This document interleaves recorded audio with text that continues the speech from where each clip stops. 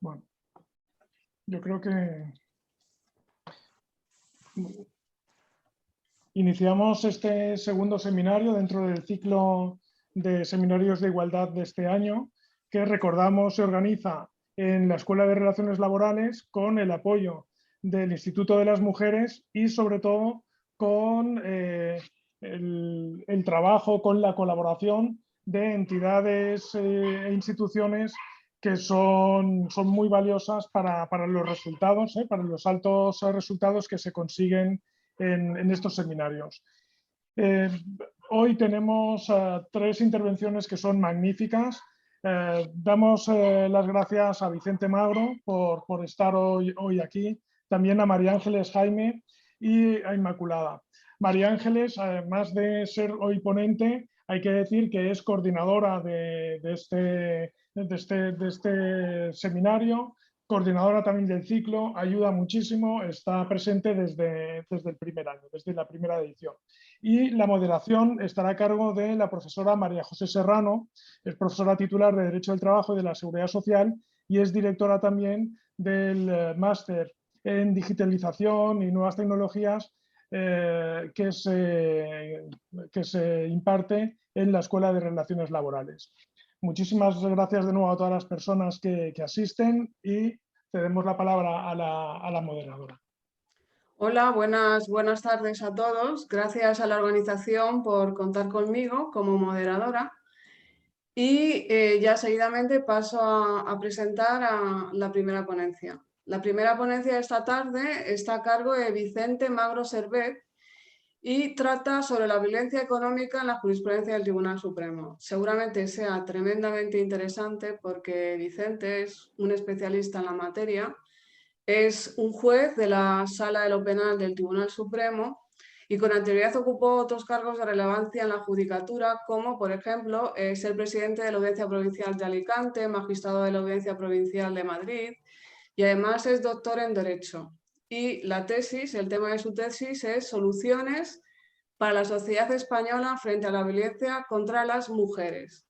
Y a ello se añade que desde 2002 es un miembro asesor del Observatorio de Violencia Doméstica y Violencia de Género del Consejo General del Poder Judicial. Y además se suman diversos premios, como por ejemplo es uno que obtuvo en el 2016, el premio Soledad Cazorla, o en 2019, que es el premio Confi Legal.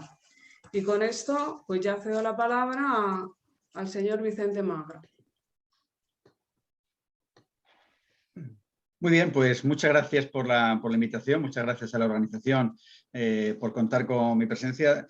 Es un honor para mí estar con vosotros y vosotras en esta jornada. Voy a ajustarme a los 20 minutos que se me ha concedido en esta exposición, cuyo material pues también podrán disponer del mismo. Para ajustar esta presentación a los 20 minutos, pues la he ajustado a una serie de documentos que yo creo que pueden ser interesantes pues para, si quieren, abrir luego el debate y tampoco para no pisar las intervenciones de mis compañeras en cuanto a los temas que vamos a tratar. Pero sí que es cierto que estamos ahora mismo enfocando uno de los temas más terribles que hoy en día pues, tiene la humanidad.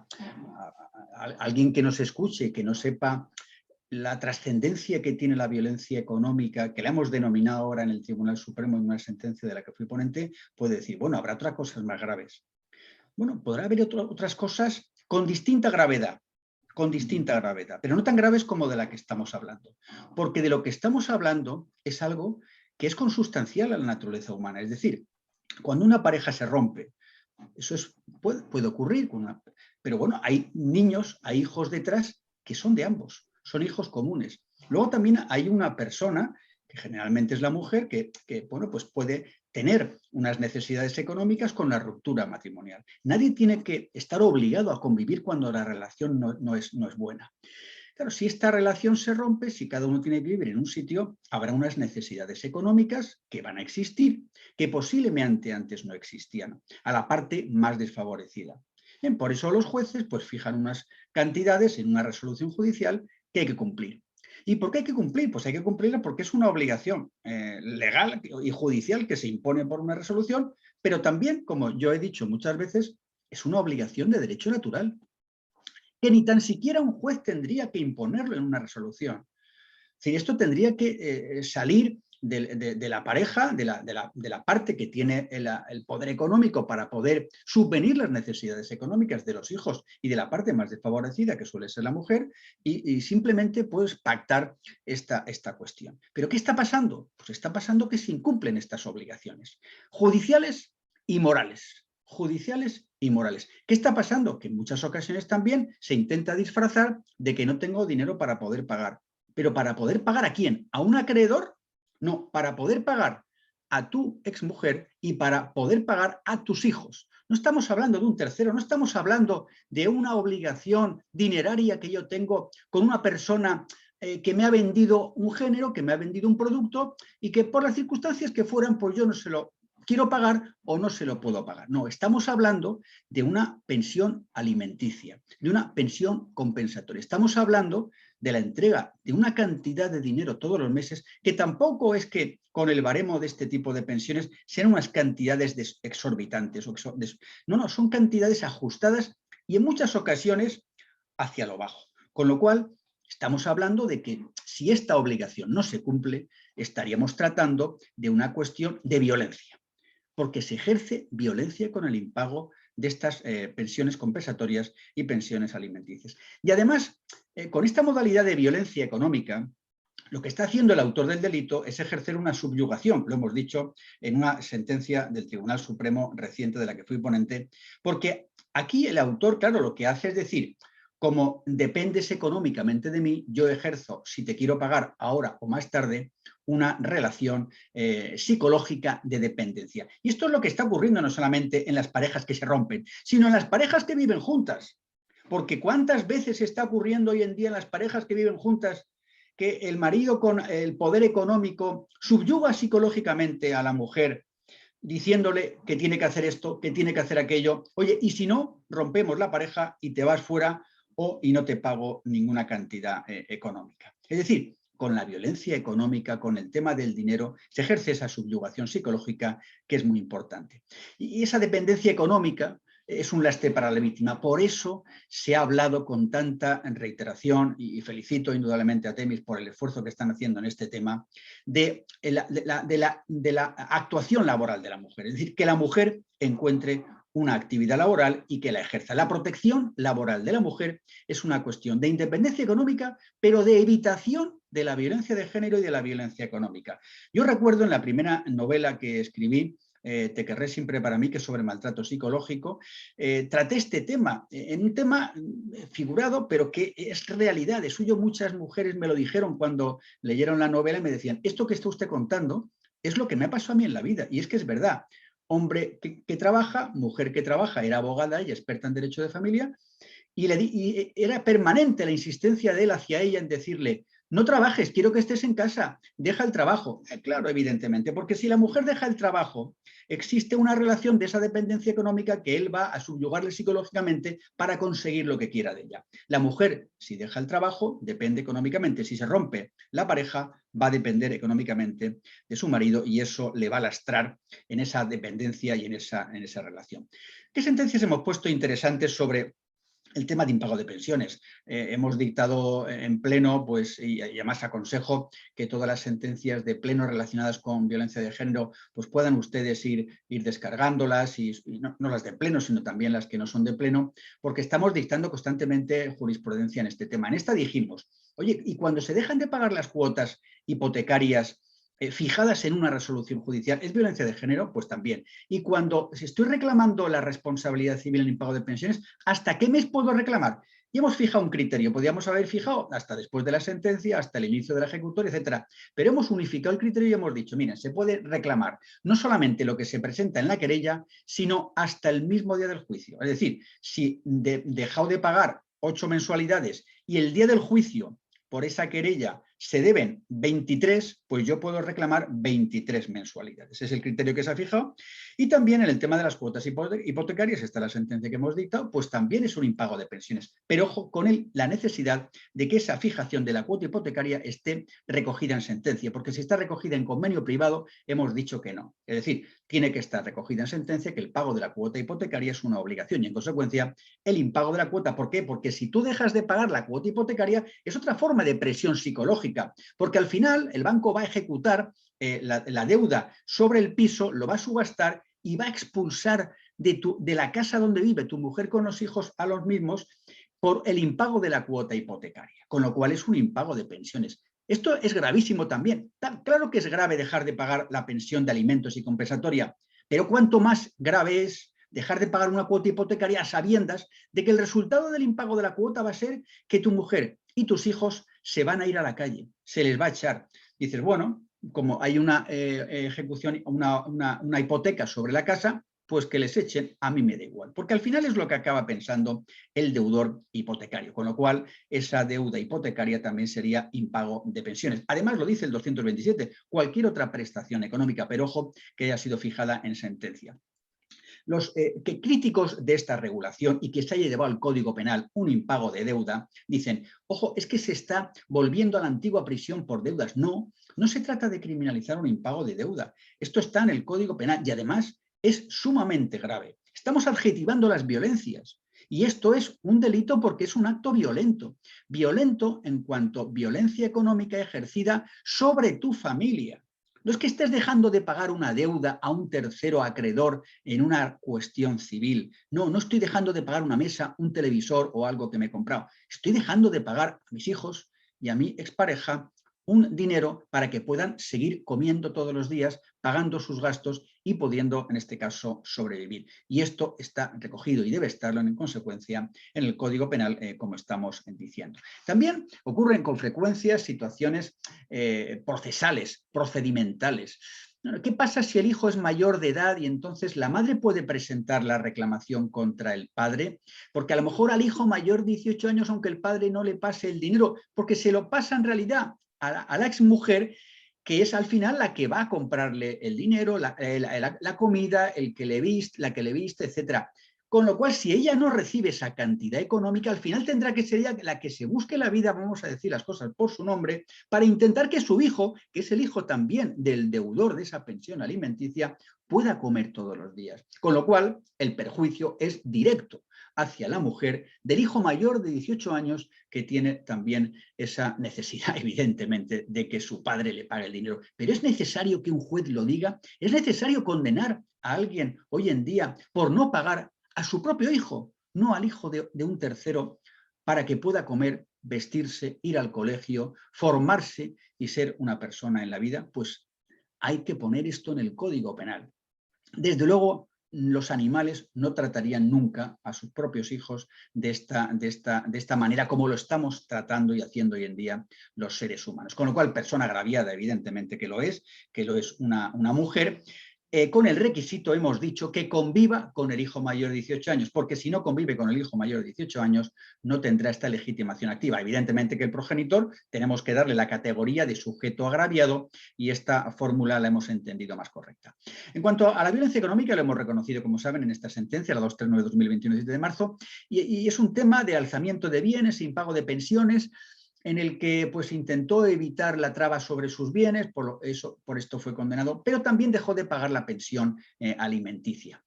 Y en la sentencia al final, de la que fui ponente, entendí que había ya que expresar de una forma clara y concreta la denominación de este tipo delictivo e encorsetarlo dentro de otro tipo de violencia. Porque es importante llamar las cosas por su nombre, es importante adjetivar ya a los tipos de violencia, seguridad vial, etcétera, etcétera, violencia en la escuela, violencia en un sitio o en otro. y también violencia económica en el impago de pensiones, porque esa forma de adjetivar es lo que nos alerta de que algo está pasando en la sociedad y que el legislador, la administración pública, tiene obligación de resolver. No podemos dejar a las víctimas de la violencia económica solas y que piensen que están solas, sino que tienen que también tener ese aliento de la propia sociedad y sobre todo de los profesionales del derecho que nos preocupamos y nos ocupamos de esta cuestión. Porque decimos en la sentencia que se ejerce una doble victimización también en este tipo de cuestiones. Se ejerce una doble victimización sobre los hijos si no se paga la pensión alimenticia y sobre la madre, porque al final va a ser ella la que tenga que subvenir esa necesidad económica, en este caso por parte del hijo. Tenemos una reiterada jurisprudencia sobre el tema del impago de pensiones y para ir rápido, hay muchas veces que para intentar conseguir una atenuante muy cualificada se paga el mismo día del juicio. Hemos dicho que no se puede conseguir una atenuante muy cualificada si se espera el día del juicio para consignar. Hay que pagar cuando se ejercita la acción penal. ¿Por qué? Porque hay que reconocer que se ha cometido un error o lo que sea, pero hay que pagar y actualizar la deuda que se tiene con la mujer y los hijos. Porque no puedes esperarte al acto del juicio como si fuera una estrategia penal para intentar conseguir una rebaja de la pena. Lo que hay que hacer es pagar lo que se debe porque no estás, como digo, pagando una mesa. Estás dejando de pagar un dinero para que tus hijos, para que tu expareja pueda sobrevivir, en este caso, todos los días. Con lo cual, estamos diciendo que no se reconoce esa atenuante muy cualificada porque ha habido un retraso importante, en este caso, en el pago. ¿Y vale el ofrecimiento de la suma? No, lo que hay que hacer es pagar. La exigencia es del pago y antes, mucho antes del día del juicio, para que pueda entenderse como una atenuante de lo que quiere que se haga, de reparar el daño que se ha causado en estos casos por el impago, como estamos diciendo. Y además, si la pena privativa de libertad está por debajo de 2 años, también habrá que pagar la cantidad a los efectos de conseguir la suspensión de la ejecución de la pena, porque el 83, 80 y 83 del Código Penal impiden que se aplique la suspensión de la ejecución de la pena si no se paga la responsabilidad civil. Con lo cual, en este caso, la legislación arbitra un importante elenco de sistema legal proteccionista, en este caso, a la víctima. Podemos pedir, el otro día lo comentaba yo en Cáceres, daño moral por el impago de pensiones. Abro aquí un melón importantísimo, porque no se está reclamando. Y yo lo comentaba el otro día, ¿y por qué no? Yo puedo pedir en la RC solamente la cantidad que me deben. Y yo estoy comentando con frecuencia, es que existe un daño moral. ¿Y el daño moral qué es? Pues mira, el daño moral puede ser, yo lo he dicho en una sentencia, en el caso del Sasua, puede ser psíquico y psicológico. Psicológico seguro, porque habrá un estado de ansiedad, de inquietud, de zozobra, de preocupación. Si no me paga, ¿cómo saco yo dinero para poder comer yo y mis hijos, que son los suyos? Ahí hay un daño psicológico que es moral y es reclamable de forma acumulada al quantum de las cantidades dejadas de pagar. Incluso a lo mejor podría haber un daño psíquico si afecta a la psique, probada con pericial médica psíquica, si también afecta el aspecto psíquico, en este caso a la víctima. Creo que me quedan un par de minutos. Y luego hay otro tema también interesante que lo destaqué en una sentencia como ponente, en esta sentencia, la 695/2020, que es la declaración de impacto de la víctima. Esta es una novedad que hemos introducido en la sala segunda de Victim Impact Statements en cuanto a que en el derecho anglosajón, cuando la víctima comparece a declarar, tanto en sede judicial como en el juicio oral, se le pregunta por cómo le ha afectado a la víctima la comisión del hecho delictivo. Esto yo lo destaqué en esta sentencia porque indagué en cómo está resolviendo el tema de RC en víctimas de económica, como estamos tratando ahora el derecho anglosajón, y me gustó, y por eso lo recogí y lo reflejé en la sentencia, aunque la sentencia era un caso de agresión sexual a menores, pero lo digo por el tema de las indemnizaciones por daño moral en este caso. En los juicios, en el derecho anglosajón, se le pregunta a la víctima por una cuestión: ¿cómo le ha afectado a usted ser víctima del delito? Y cuando la víctima responde cómo me ha afectado a mí ser víctima del delito, esa declaración se tendrá en cuenta al objeto de calcular el coste del daño moral que ha reflejado esto en la víctima. Y con lo cual es importante que se le pregunte a la víctima por este tipo de cuestiones al objeto de evaluar en qué medida el dejar de cobrar esa pensión alimenticia le ha supuesto pues, ese daño moral, psicológico, que será tenido en cuenta como argumento jurídico a la hora de cuantificar el daño moral. Hemos dicho muchas veces que el daño moral a veces es difícil cuantificarlo. Voy terminando en dos cuestiones rápidas porque seguro que se van a tratar luego. El tema de ¿y si no puedo pagar?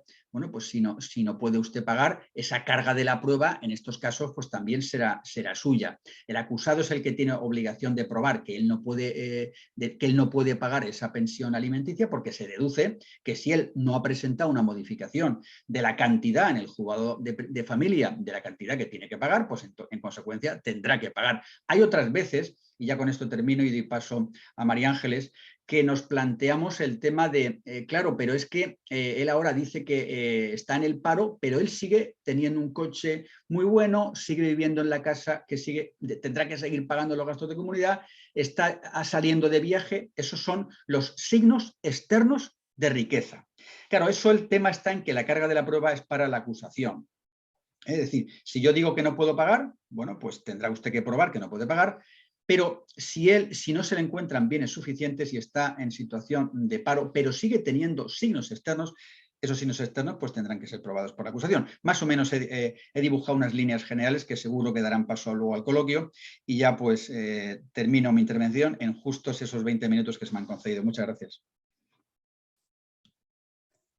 Muchas gracias, Vicente, por tu magnífica exposición. Has hecho un recorrido breve pero bastante nutrido de jurisprudencia, de doctrina del Tribunal Supremo, desde el impago de la responsabilidad, desde la responsabilidad por impago, hasta lo que has dicho, que me parece súper importante, que es la necesidad de que se hable de violencia económica, que no solamente estamos tratando un tema de naturaleza económica, sino de su enorme importancia que tiene para las personas, para los seres humanos, como bien has dicho.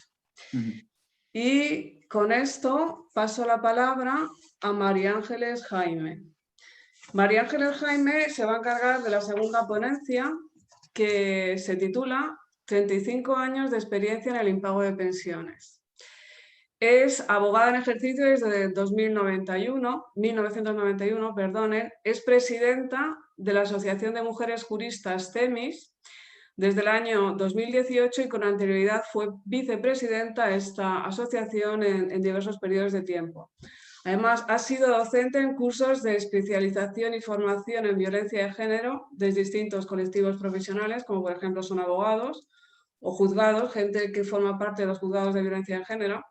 Y también es coautora de diversas investigaciones, de diversas publicaciones, como, voy a decir simplemente unos ejemplos, la que se titula Respuesta penal a la violencia de género o Tolerancia cero ante la violencia contra las mujeres.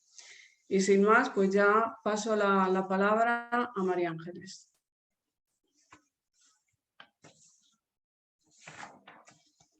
Muchas gracias María José, y desde luego no puedo dejar de agradecer la oportunidad de intervenir de nuevo en nuestros seminarios, cuya protagonismo y cuyo principal mérito es de tanto de Jorge Torrens como de Eva Fernández Arrue, de su compromiso con esta actividad, su compromiso con la igualdad y además su apertura pues, a la sociedad civil, a las organizaciones sindicales, para que en fin, entre todos pues, podamos configurar este panel excelente de personas que intervienen como la que hay en este año, ¿no?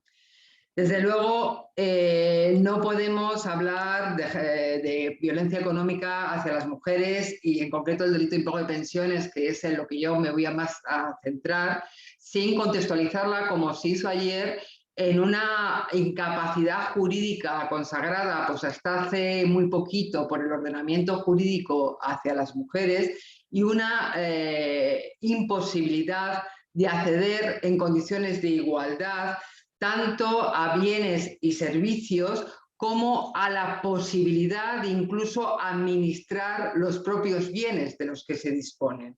Esa incapacidad, esa desigualdad histórica que puede tener origen, como ayer se dijo, en la división sexual del trabajo y que ha sido la constante hasta fechas muy recientes, únicamente tuvo un paréntesis en la Constitución Republicana de 1931, que con el protagonismo de esa figura heroica que mañana conmemoramos, que es Clara Campoamor, introdujo no solamente la posibilidad de que las mujeres no fueran incapaces jurídicas, que pudieran participar tanto en las decisiones que se adoptan en la vida pública, como lo que es muy importante, y es lo que aquí ahora nos concierne, que es la igualdad dentro de la institución familiar, dentro del matrimonio, de manera que Clara Campoamor es ponente también de aquellos preceptos de la Constitución republicana que consagran la igualdad entre los cónyuges y el derecho al divorcio, además de la igualdad entre los hijos matrimoniales y los no matrimoniales.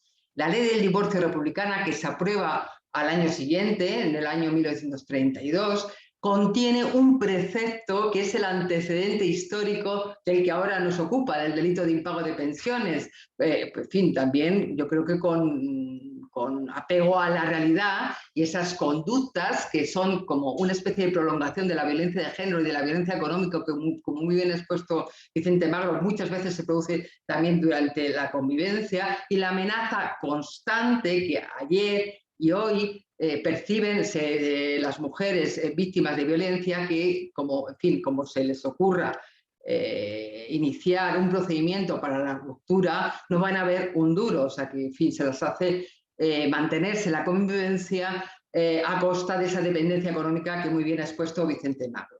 Después del decaimiento, de ese inicio de emancipación que supone el paréntesis republicano, hubo también mujeres, algunas alineadas, con cierta alineación ideológica con ese régimen, como fue Mercedes Fórmica, que consiguieron pequeños logros, ¿no? Como fue, pues, en el caso de Mercedes Fórmica, en 1961, la posibilidad de acceder a las profesiones.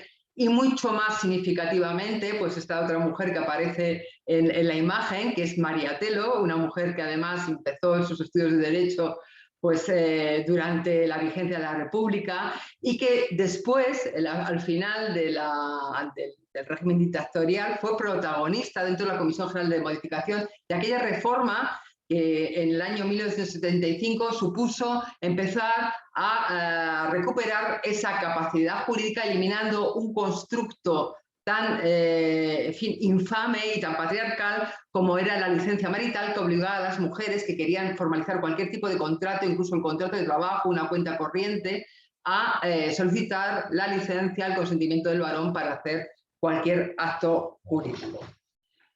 Es en este contexto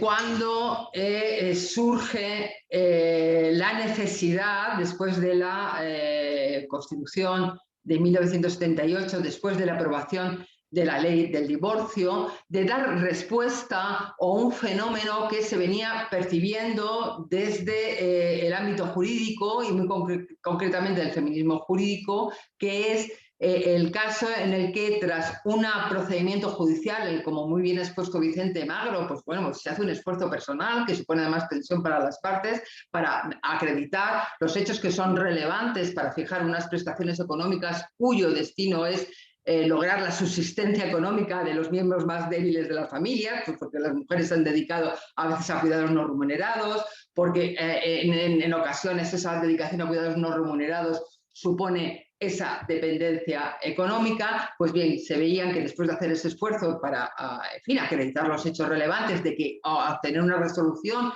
que fijaba cuáles eran las cuantías de prestaciones económicas alimenticias o prestaciones compensatorias, con mucha frecuencia eso no se pagaba y había que recurrir a los mecanismos que hay en el procedimiento, el ordenamiento jurídico, de un procedimiento civil, en fin, se prolonga en el tiempo, de manera que la mujer está privada de recursos al menos durante un tiempo, y que en ocasiones en ese procedimiento civil lo que nos encontramos son situaciones como la que analizó Vicente Magro en su sentencia, de verdadera ingeniería societaria para aparentar una insolvencia, de manera que se frustra cualquier, en fin, se frustra el objetivo por el que se fijaron esas prestaciones, que era pues, dar medios de subsistencia económica a la mujer y a los hijos e hijas. Y además, este fenómeno no encajaba en absoluto en el tipo que estaba entonces en vigor, que era el abandono de familia, porque estaba previsto para otras circunstancias, para circunstancias previas al divorcio, para el caso de que un progenitor hubiera abandonado, maliciosamente se decía, la vivienda familiar, y no había ninguna respuesta a una realidad que ocasionaba pues tantísimos daños en fin, psicológicos, como ha puesto de manifiesto Vicente Magro, pero también económicos, de manera que se dejaba en la precariedad más absoluta pues, a la mujer y a los hijos.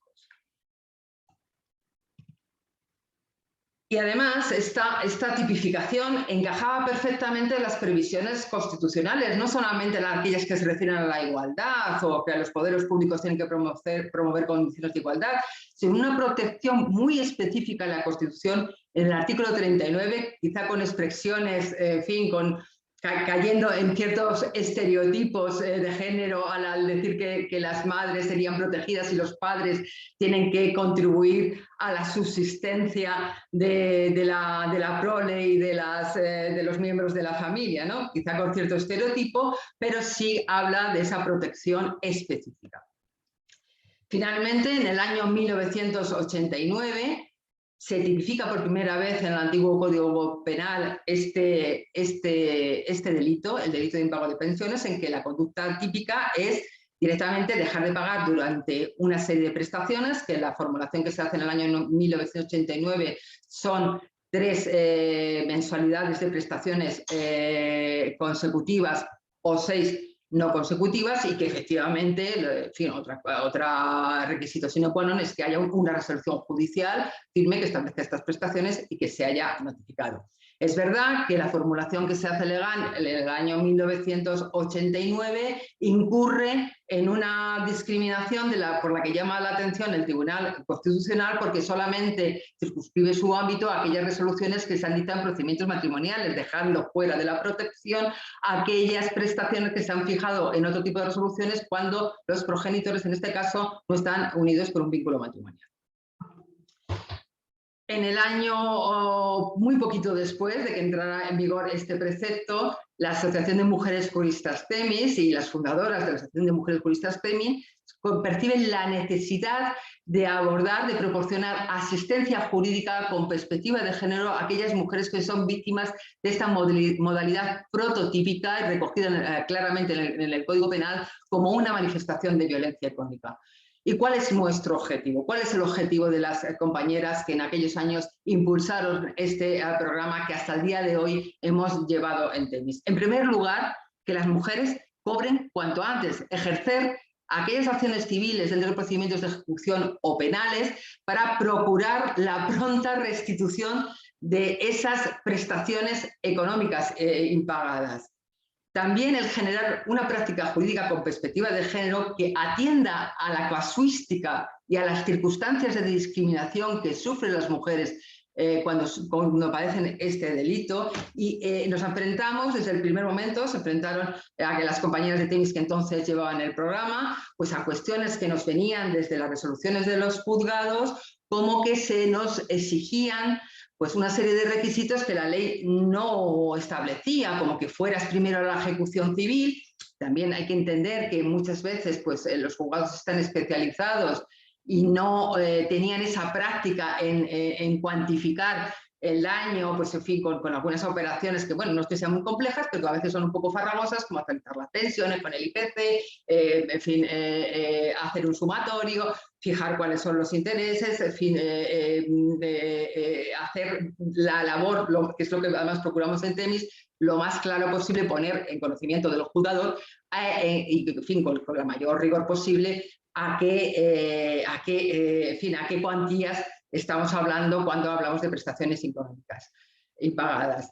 Y también nos enfrentamos a que por vía también de interpretación judicial se exigía un requerimiento previo que la ley no exige, que muchas veces se ha producido, en fin, por un montón de vías informales antes de proceder a la denuncia de esta situación. También hemos procurado impulsar el conocimiento, difundir el conocimiento que hemos adquirido en el desarrollo y aplicación de este precepto, y de crear además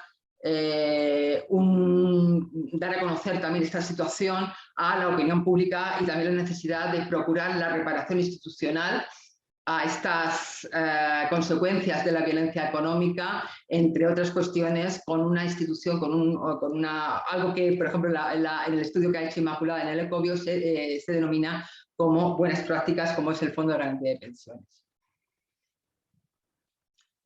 Este delito, pues bueno, tiene alguna modificación posteriormente. En el año 95, con el nuevo Código Penal, se recoge el artículo 227 y, bueno, cambia algo la conducta, de manera que la conducta típica ya no son 3 meses consecutivos y 6 no consecutivos, y pasan a ser 2 meses consecutivos y 4 no consecutivos. Se incluye con toda claridad también en el ámbito de protección las resoluciones de parejas que no son matrimoniales, que la responsabilidad civil abarca como mínimo las cuantías impagadas.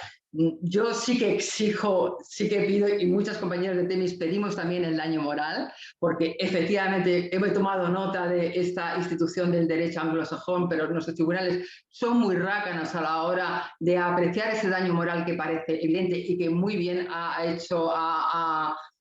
puesto negro sobre blanco Vicente Magro en la sentencia a la que ha hecho referencia, y muchas veces cuando pedimos ese daño moral lo que nos dicen es que no está acreditado, que no se ha hecho un informe psicológico, aunque ese daño moral efectivamente es evidente. Las penas, como son, en fin, las que tiene este delito, las penas se ha llamado que es una pena muy leve. En el Código Penal anterior a 1995 era arresto mayor, o sea, hasta 6 meses de prisión, y aquí la pena que se impone es una nueva pena que se introdujo en el año 95, que, en fin, también es traída de derecho comparado, que se creía que no era tan agresiva para los derechos del inculpado, el arresto de fines de semana, por lo que se ha llamado también, en fin, escribiendo este delito de impago de pensiones, en lo que se ha llamado el derecho penal simbólico, porque realmente las penas no son muy severas. Aquí ahora actualmente pues es de pena de prisión o pena de multa. Y como ha dicho Vicente Magro, este delito solamente se persigue con denuncia de la víctima. Efectivamente, una de las críticas que se hicieron desde el principio, como pasa con otros hitos de consecución de protección a manifestaciones de violencia de género, se le acusó de que era una prisión por deudas, pero como muy bien ha dicho Vicente Magro, no se trata de una prisión por deudas, porque no se sanciona cualquier incumplimiento, sino aquella persona que incumple porque no quiere, no porque haya subvenido, hayan acontecido algunas circunstancias que le hayan supuesto un empobrecimiento súbito y que esa insolvencia sea real. No se llega a lo que hay en el Código Penal francés, que es en el texto de la ley una inversión de la carga de la prueba, como ha dicho Vicente Magro, pero sí se adecúa. Hay criterios doctrinales que, si no establecen estrictamente la inversión de la carga de la prueba, sí, como él ha dicho, pues en fin, extraen datos relevantes sobre si ese incumplimiento es voluntario, ese incumplimiento es doloso, pues a partir de la permanencia en el impago, porque no es lo mismo que jamás en 5 años se haya pagado ni un duro, a que, bueno, pues que se haya intentado, a través de pagos parciales, se vea que se ha intentado pagar y que por circunstancias de paro y demás, o sobrevenidas, pues no se ha podido pagar íntegramente, ¿no? Y además de fijarnos también en que alguien que está aparentemente insolvente, que está en desempleo, pues es que tiene un alquiler en una zona buenísima de Madrid, tiene un coche y va al cine y al teatro con sus correspondientes. En fin, estas cuestiones pues ya las ha tratado Vicente Magro, en fin, que también se cabe en este delito tipificar, sancionar aquellos incumplimientos que son parciales, y luego, bueno, pues cuestiones que también son doctrinales, pero que a veces demora esa respuesta penal con la consiguiente victimización secundaria. Pues bueno, se han ido fijando pues criterios de cuál es el juzgado competente, pues para evitar pues esa peregrinación de jurisdicciones. Si no, este no es el juzgado competente, no, pues porque tiene que ir usted al lugar de donde reside el obligado al pago, no, tiene que ir donde residen los hijos. Y finalmente, vía doctrinal, parece que hay un criterio pacífico, que es dónde se tiene que efectuar el pago, ¿no? Bueno, vamos rápidamente porque no tenemos mucho tiempo. En cuanto a cómo se ha reflejado en los principales convenios, las principales leyes que están destinadas a combatir esa violencia de género, porque aunque no conceptualmente no tenemos problema en decir que la violencia económica es violencia de género, realmente no está incluida como tal en la Ley Orgánica 1/2004. que coge un poco la definición clásica de la violencia de género, que atiende a que esta violencia irrogue un daño físico, un daño psicológico, un daño sexual, aunque sí en la ley orgánica sí se preveía el principal mecanismo de reparación institucional a esa violencia, que es el Fondo de Garantía de Pensiones, y se daba competencia a los juzgados de violencia contra la mujer, pero solamente cuando, además de este delito de impago de pensiones, se habían cometido otros delitos que sí están regulados y que están en el ámbito de la ley integral.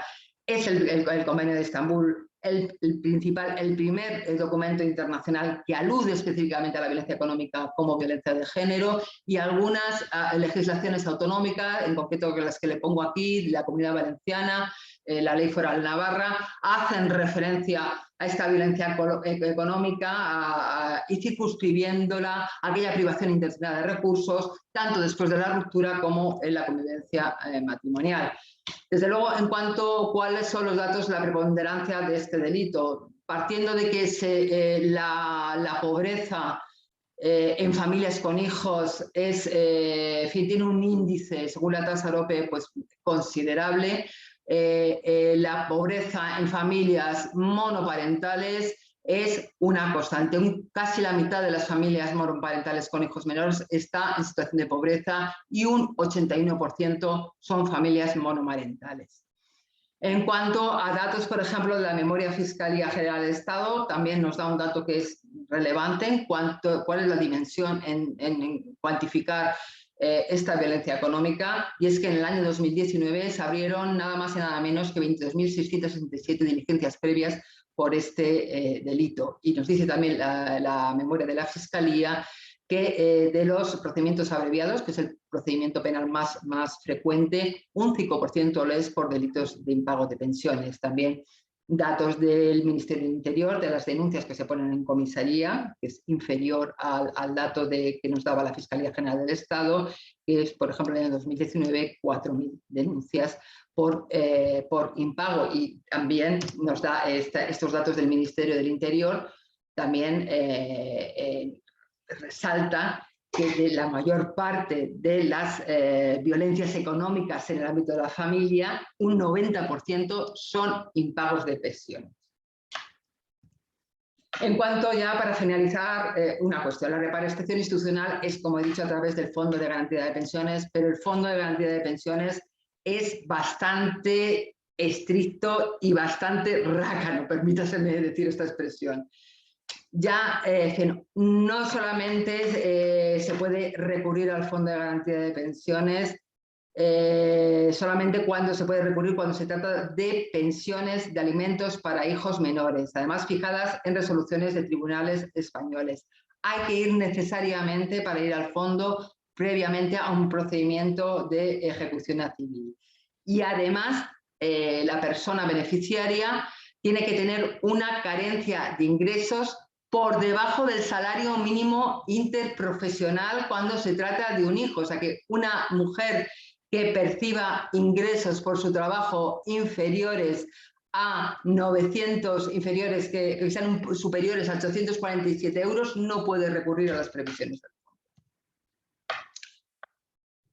En cuanto a las propuestas que hacemos después de evaluar un poco, pues, en fin, todos los datos que hay, los que hacemos de tenis. Creemos que no decimos que se agraven las penas de prisión o las penas pecuniarias que están ahora mismo previstas para este delito, pero que sí se incorporen, porque nos parece congruente con cómo está configurado en el ordenamiento jurídico la responsabilidad parental, la patria potestad, que se incorpore como pena accesoria la inhabilitación para el ejercicio de la patria potestad. Creemos que además se tienen que recabar más datos y se tiene que recabar estadística judicial específica al respecto de los impagos de pensiones.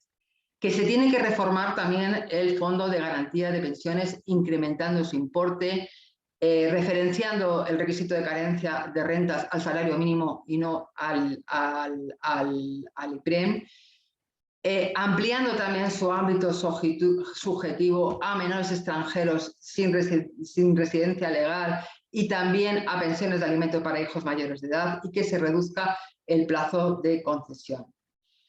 Creemos que también se tiene que impulsar la tramitación preferente de las ejecuciones civiles y que dentro de esos procedimientos de ejecuciones civiles que no se le exija, por como está sucediendo ahora mismo, pagos adicionales a mujeres que están privadas de los recursos de subsistencia básico de sus hijos. Es decir, que se les exima, por ejemplo, cuando para cobrar las pensiones se embarga un bien, que se las exima en ese caso del pago del impuesto de actos jurídicos documentados, por lo menos hasta si las cuantías no son desmesuradas, cuantías de las pensiones de alimentos, que se reconozca a las víctimas, como pasa con otras manifestaciones de violencia de género, el derecho a la asistencia jurídica gratuita, que también les va a facilitar pues, en fin, bastantes recursos y les va a impedir que tengan que pagar por cobrar lo mínimo, y que se reconozca en toda la legislación estatal y en las autonómicas esta violencia económica como una manifestación de violencia de género, de manera que se les posibilite, como ahora se prevé, por ejemplo, para las víctimas de violencia sexual, el acceso a derechos económicos, ayudas y becas escolares o acceso preferente a la vivienda pública. Creo que me he ceñido también, a lo mejor no tanto como Vicente, al tiempo de los 20 minutos, pero espero haberos proporcionado todas las claves que son necesarias para evaluar, para debatir sobre este delito que es prototípico de la violencia económica, y bueno, pues sobre todas las preguntas que queráis realizarme, nada más. Muchas gracias, María Ángeles, por tu exposición. Has hecho un recorrido histórico que es bastante interesante, desde antes del surgimiento de la Constitución hasta los momentos actuales, y lo has enriquecido con referencia a normas que sorprendentemente todavía no hacen alusión a la violencia económica, como es la Ley Orgánica 1/2004. Y a todo esto ha sumado un conjunto de propuestas que seguramente en la última parte de esta jornada, de este seminario, será objeto de discusión. Gracias. Paso la palabra a Inmaculada Domínguez, que es la persona que se va a encargar de la tercera intervención de esta tarde. Inmaculada Domínguez se va a abordar el siguiente tema. Es un título muy largo, pero ya nos dice lo interesante que va a ser la materia. Es Visibilizando la violencia económica en España, análisis empírico sobre comportamientos de abuso económico contra la mujer durante y tras la relación de pareja.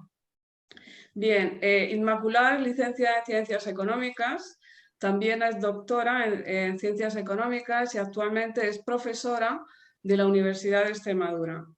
Es experta en sistemas públicos y privados de pensiones y en estudios sobre el estado del bienestar. Y ha participado en la elaboración de 22 libros y publicaciones, 40 artículos de investigación y divulgación sobre las materias que he dicho, y también en particular sobre la violencia económica de género. Sin más, paso la palabra a Inmaculada. Muchas gracias, buenas tardes. Bueno, daros la enhorabuena por el ciclo de seminarios y las gracias por la oportunidad de presentaros los resultados de un proyecto que hemos desarrollado durante estos 2 últimos años, y también muy agradecida por formar parte de esta mesa de debate. Pues efectivamente el título es muy largo, porque la problemática pues también lo es, ¿no? Y entonces el objetivo que nosotros planteamos es dar una visibilidad a la violencia económica, y para ello debemos ante todo pues entenderla, ¿verdad? Saber cómo se produce para poder visibilizarla y al mismo tiempo el objetivo final, que es reducirla. El proyecto que hemos desarrollado, lo hemos desarrollado investigadores tanto de mi universidad, de la Universidad de Extremadura, como de la Universidad de Valencia, y un socio italiano, y dado que es un proyecto europeo. Y aquí quiero poner el énfasis en que también hemos participado y han sido de gran ayuda para nosotros las asociaciones de víctimas y grupos de expertos desde el ámbito social y jurídico, que nos han ayudado muchísimo a acercarnos a lo que estábamos planteando. Como les decía, los objetivos que hemos perseguido es, en primer lugar, como somos profesores universitarios, queríamos investigar sobre la violencia económica, pero tanto en el ámbito de la pareja como en el de las parejas, con la idea final de proponer medidas para que esta violencia económica y este abuso económico se pueda reducir. Una definición que encontramos nos indica que la violencia económica es la acción o omisión de la persona agresora que afecta a la supervivencia económica de la víctima, a través de limitaciones encaminadas a controlar el ingreso y la libre disposición de recursos económicos. Esta es muy general y no indica ese carácter de género que es el que nosotros queremos implementar o queremos garantizar que se mantenga a la hora de abordar la problemática de la violencia económica. Por lo tanto, seguimos investigando y nos encontramos con que en el año 2008 se diseña en Estados Unidos lo que se denomina la escala de abuso económico. Es una serie de preguntas que tratan de recoger toda la información que se considera importante para poder detectar si la mujer ha sufrido abuso o no económico. Posteriormente, en el 2012, se reduce esta escala a un total de 12 preguntas, al objeto pues, de hacerlo más ágil y tampoco aturdir a la mujer con preguntas que para detectar si efectivamente ha tenido signos y ha sufrido abusos económicos. Tras estudiar estas escalas, lo que vemos es que las 3 tácticas de abuso económico que encontramos son, por una parte, el control económico, por otra parte, la explotación económica y también tenemos el sabotaje laboral. En toda la bibliografía que hemos analizado, que ha aplicado esta encuesta en diversos países, en todas ellas cuestionan o plantean si se producen estas tácticas durante la relación de pareja. Nosotros queríamos ir un paso más allá y queríamos ver qué ocurría también si estas tácticas de abuso se seguían produciendo tras la separación. Porque, bueno, y lo ha dicho Vicente, ¿no? Al final lo que intuimos es que esta violencia económica es muy, muy importante y muy relevante, porque otro tipo de violencias, incluso la física, con el hecho de tener una separación y tener una distancia física, aunque alguna se pueda seguir produciendo, estás minorándola y en muchos casos eliminándola, incluso también con la psicológica. Pero la económica, intuíamos antes de empezar el análisis que se podía producir de igual manera antes como después, incluso agravarse en algunos momentos. Por lo tanto, eso nos pareció importantísimo analizar estas 3 tácticas de abuso, si se producían antes de la separación y si se producían tras la separación o divorcio. Para ello, lo que realizamos fue, en primer lugar, unas entrevistas. Nos entrevistamos porque también nos preocupaba el separarlo de lo que es la violencia física, porque intuíamos también que esta violencia se podía producir sin que tuviera implícita también la violencia física. Por lo tanto, entrevistamos en primer lugar a 8 mujeres que estaban dentro de un programa, o sea, habían denunciado violencia física frente a otras que no lo habían hecho. Todas estaban ya separadas y eso nos ayudó a que, junto con con las entrevistas que tuvimos con ellas y la experiencia de la encuesta de la escala de SEA, a poder diseñar una encuesta que sometimos al final a 480 mujeres, 240 en España y 240 en Italia. Y de esas mujeres fue también muy importante seccionar y tener un grupo que sí estaban dentro, habían sufrido, habían denunciado violencia de género, violencia física, mientras que el otro grupo no lo había denunciado. Y era un requisito fundamental el que tuvieran hijos, porque consideramos que, aunque esta violencia también puede producirse sin que haya hijos, hay muchos aspectos de ella que se incrementan por el hecho de tener hijos.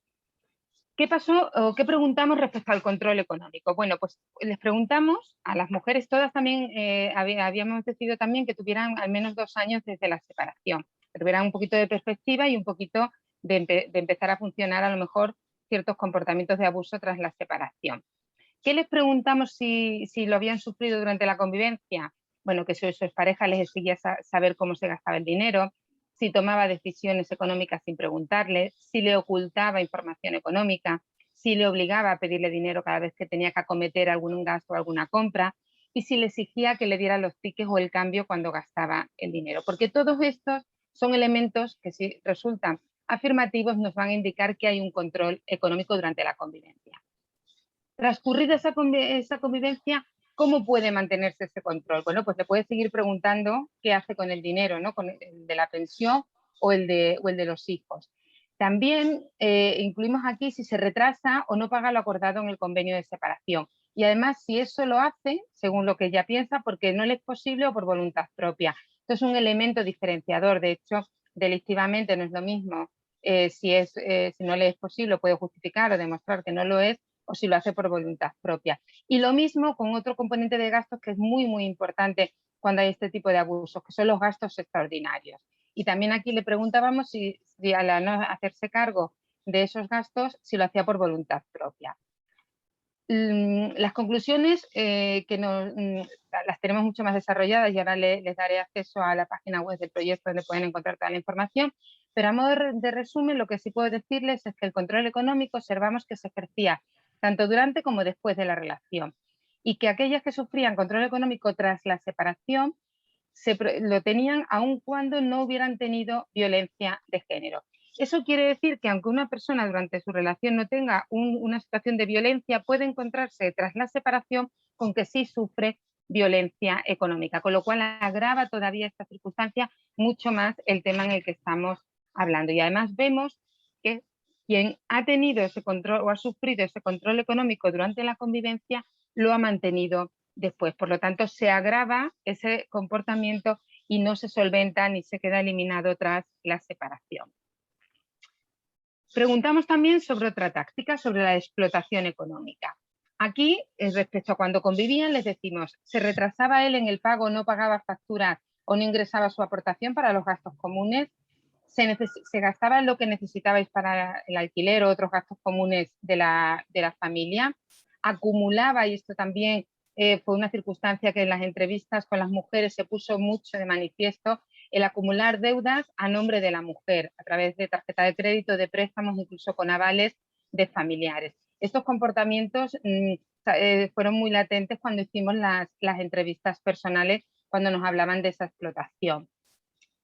Y cuando ha pasado, cuando ya se ha separado, tras la convivencia, lo que preguntamos es que si él intenta acceder a las cuentas que se tienen en común, si sus hijos han tenido que renunciar a alguna actividad por impagos de las parejas y si la mujer había tenido que reclamar algún incumplimiento o impagos del convenio.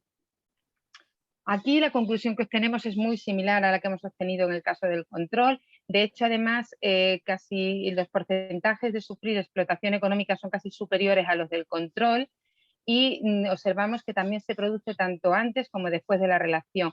En aquellos en los que se produce antes se mantiene tras la relación y en casos en los que no ha habido esos comportamientos lo encontramos. Y tampoco solo está limitado a quien ha sufrido violencia de género. Se amplifica mucho más el espectro de poder sufrir este comportamiento de explotación económica mientras que se convive y con posterioridad a la convivencia. Otro aspecto, como les decía, otra táctica es el sabotaje laboral. Aquí, y lo han comentado los ponentes anteriores, pues está más vinculado durante la convivencia a esa idea de decir, bueno, tú quédate en casa, tú cuida de la casa y de los niños, que yo soy el sustentador principal y no tienes por qué trabajar. Aquí también nos encontramos con otra nueva versión de este sabotaje laboral que va a ser el hecho de no, a lo mejor sí dejar, el decir dejar, ¿no? Sí, que la mujer vaya a trabajar, pero quizás no que pueda promocionar, que pueda ir a cursos, alguna actividad que le provoque o le mejore sus condiciones de trabajo y pueda seguir avanzando. Entonces, pues las preguntas eran, hacía cosas para evitar que fueras a trabajar, te pedía que dejaras el trabajo, te golpeaba, amenazaba si necesitabas o tú querías ir a trabajar. Y tras la convivencia, si le pide que no deje el trabajo, si la amenaza o interfiere en su rendimiento laboral. Y aquí también las entrevistas nos hicieron plantear que la pregunta tenía que ir en el sentido de si él, incumpliendo los cuidados de los hijos, implicaba que la mujer no pudiera trabajar. Nos encontrábamos con casos de mujeres que nos decían, claro, tengo un niño pequeño o dos niños pequeños y si yo no puedo dejarlos en ciertas horas o él no cumple las 2 tardes que están estipuladas o el recogerles y demás, yo no puedo trabajar. Entonces era una manera indirecta de sabotearle también en esa actividad laboral. Vemos en los resultados que el sabotaje laboral se produce en mayor medida durante la relación, es también lógico, porque es cuando hay esa mayor contacto, y hay mayor evidencia, aquí sí observamos que está muy relacionado con la violencia física. Cuando había violencia física, en la mayoría de los casos había sabotaje laboral y era menor en el caso de no sufrir esa violencia física.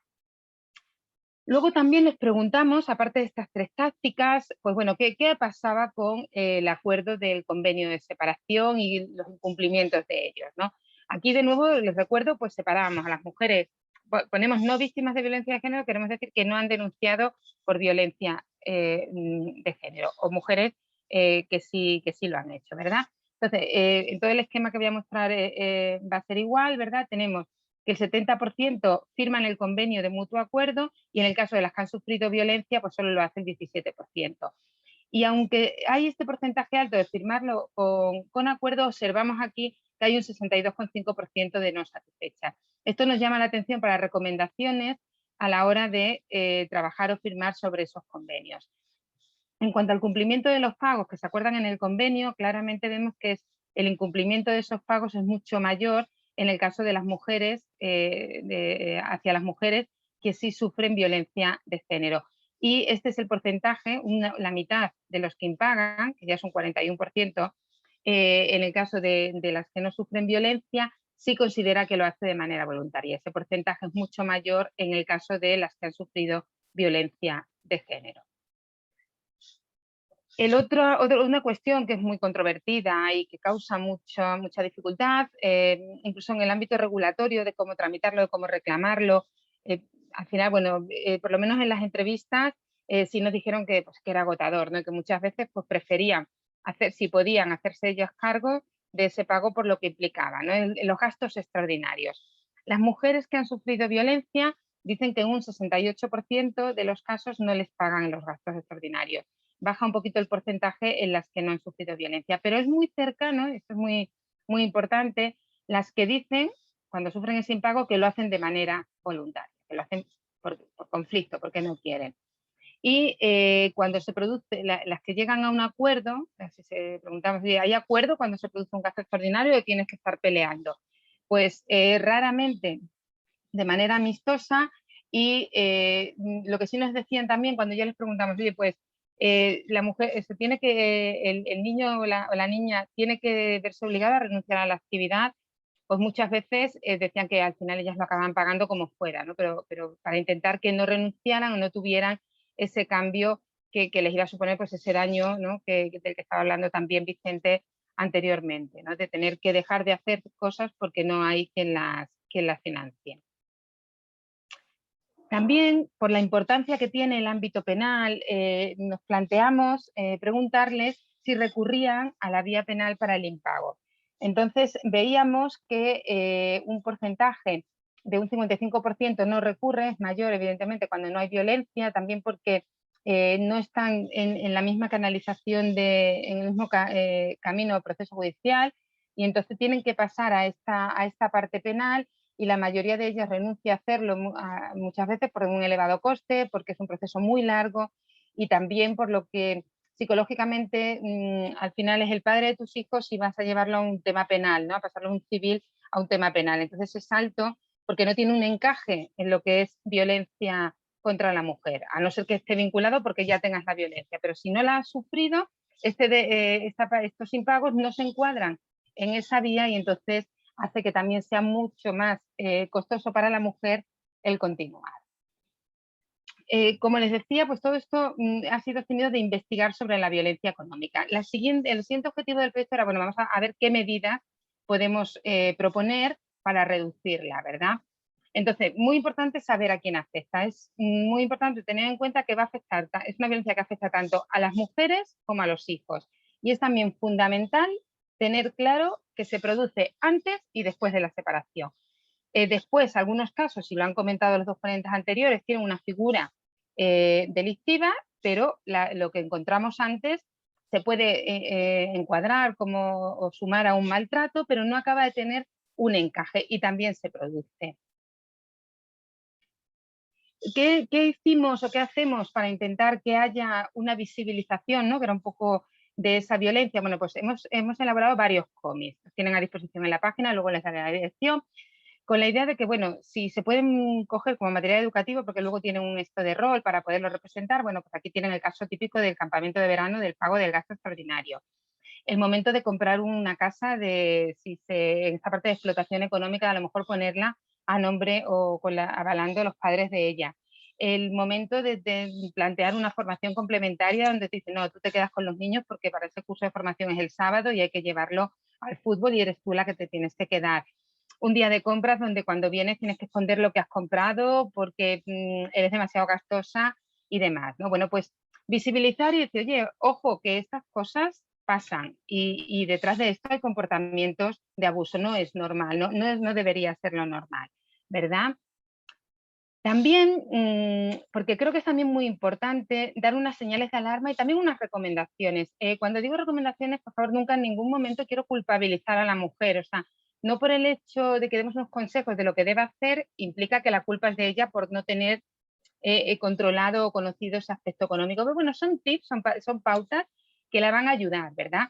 Porque aquí estamos hablando de fijar 10 alertas que pueden ayudar a la mujer a que si después se separa, evitar que haya ese abuso económico posterior. Controla los gastos y los ingresos. Te obliga a rendir cuentas, ¿sí? Alertas que te van a decir, oye, que a mí esto me pasa, ¿no? Y si me pasa es que estoy sufriendo violencia económica, ¿verdad? Tengo poca o nula información de los ingresos de mi pareja, no sé lo que gana, no me lo dice. Considera que todo es suyo porque él gana más que tú. O considera que todo es suyo porque tú no trabajas fuera de casa y él sí. Dispone de tus bienes sin consentimiento. No te permite tener a tu nombre una tarjeta o una cuenta corriente. Bueno, pues aquí tienen el conjunto de 10 señales de alarma que creo que pueden ser muy importantes para pues, un poquito de visualizar y de enfrentarte a esa realidad. También marcamos, con esa idea que les decía, de tener unas recomendaciones que quizás esto como anticiparte a la separación, ¿no? Para decir, bueno, vete preparando, ten una cuenta corriente a tu nombre, conoce los gastos e ingresos familiares, haz todas las pruebas con el propio móvil, fotografía, todo lo que puedas que te pueda ayudar. Tener independencia económica en la medida en la que se pueda, asocia si tienes tu nómina en una cuenta bancaria personal, no la tengáis conjuntas porque puedes tener después un problema, no facilites tus números secretos ni contraseñas de tus cuentas y de las tarjetas a tu pareja. Ahora mismo con todo el soporte online te va a permitir, si tú tienes acceso a las cuentas o si él tiene acceso, poder recoger ese dinero, es una manera de cortarlo, no firmar créditos ni avales sin un asesoramiento previo. Bueno, pues con estas y otras infografías se trata de poner una alerta y de dar esa visibilidad y ayudar a tener más instrumentos para reducir esa violencia. Y por último, las recomendaciones que consideramos del proyecto, algunas de las que presentamos, es muy importante visibilizar los comportamientos de abuso económico, porque el otro día leía yo, ¿no?, de casos de violencia y bueno, se llamaban de delitos, o sea, hay crímenes pasionales, ¿no? Bueno, no son crímenes pasionales, es violencia, ¿no? Pues a lo mejor con esto también tenemos que ayudar a visibilizar y a entender que no es gracioso que tenga que esconder un vestido cuando vengo de comprarlo, porque yo puedo decir que me quiero comprar 5, ¿verdad?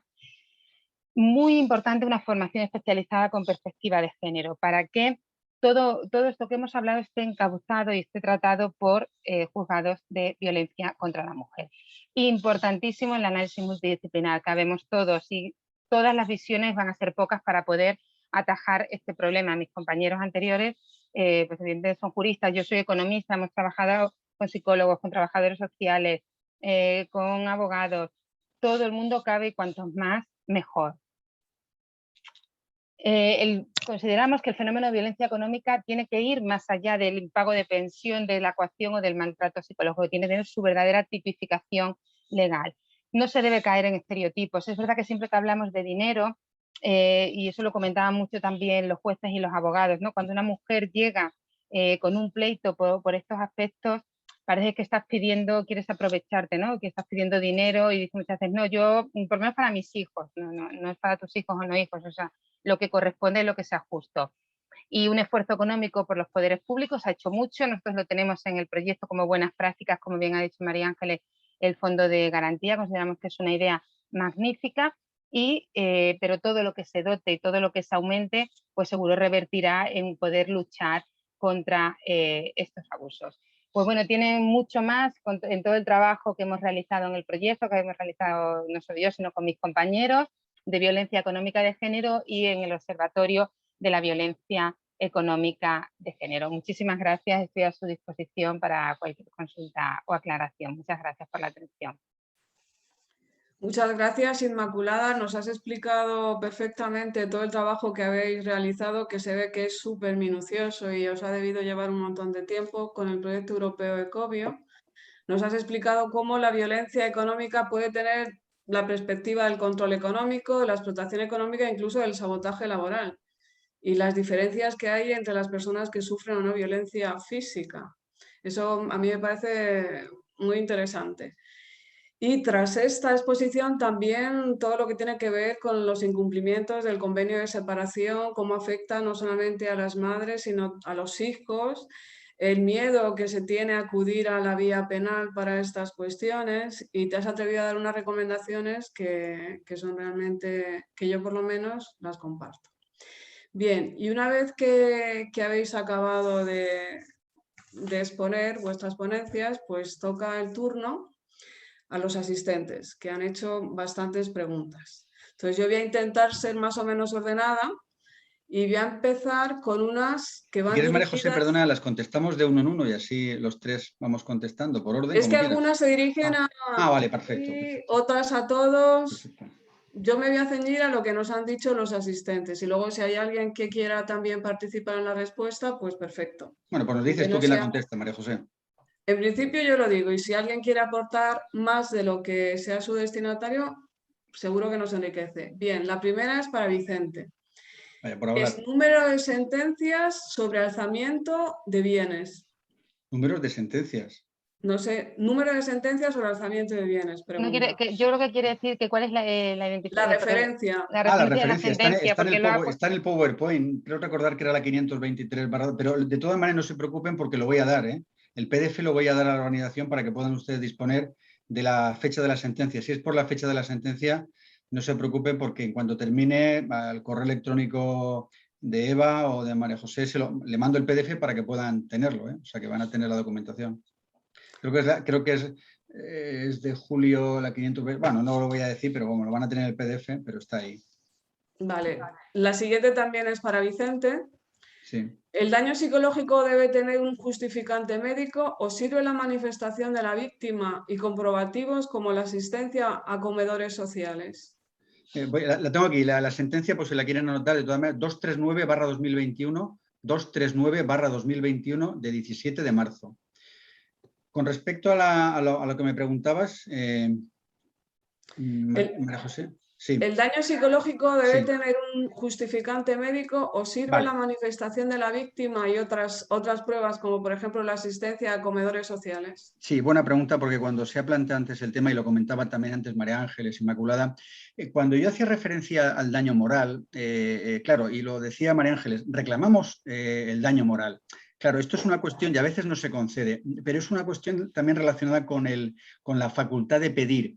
Yo, en estos casos, recomiendo que cuando se ejercita una acción penal por impago de pensiones, claro, no solamente es decir, bueno, los meses no pagados son estos, sino también una descripción fáctica de cuál es la consecuencia en el entorno del hogar familiar de la consecuencia del impago, porque ese es el daño moral. ¿Podríamos fortalecernos a nivel probatorio con una prueba psicológica de la afectación psicológica del impago? Es decir, qué consecuencias ha producido en el hogar familiar, en los niños, en la madre, el impago de pensiones. Perfecto, cuanto más azúcar, más dulce. Cuanta más prueba, más posibilidades de conseguir el suplico de la petición. Con lo cual, dos factores. Uno, yo quiero reforzar mi ámbito probatorio, aporto una pericial psicológica de un psicólogo o psicóloga en el sentido de la afectación psicológica de la consecuencia del impago. En cualquier caso, ¿es obligatorio aportar una pericial psicológica para que me reconozcan un daño moral? Respuesta, no. ¿Por qué? Porque hemos dicho que el daño moral está basado en la situación de ansiedad, de zozobra, de preocupación.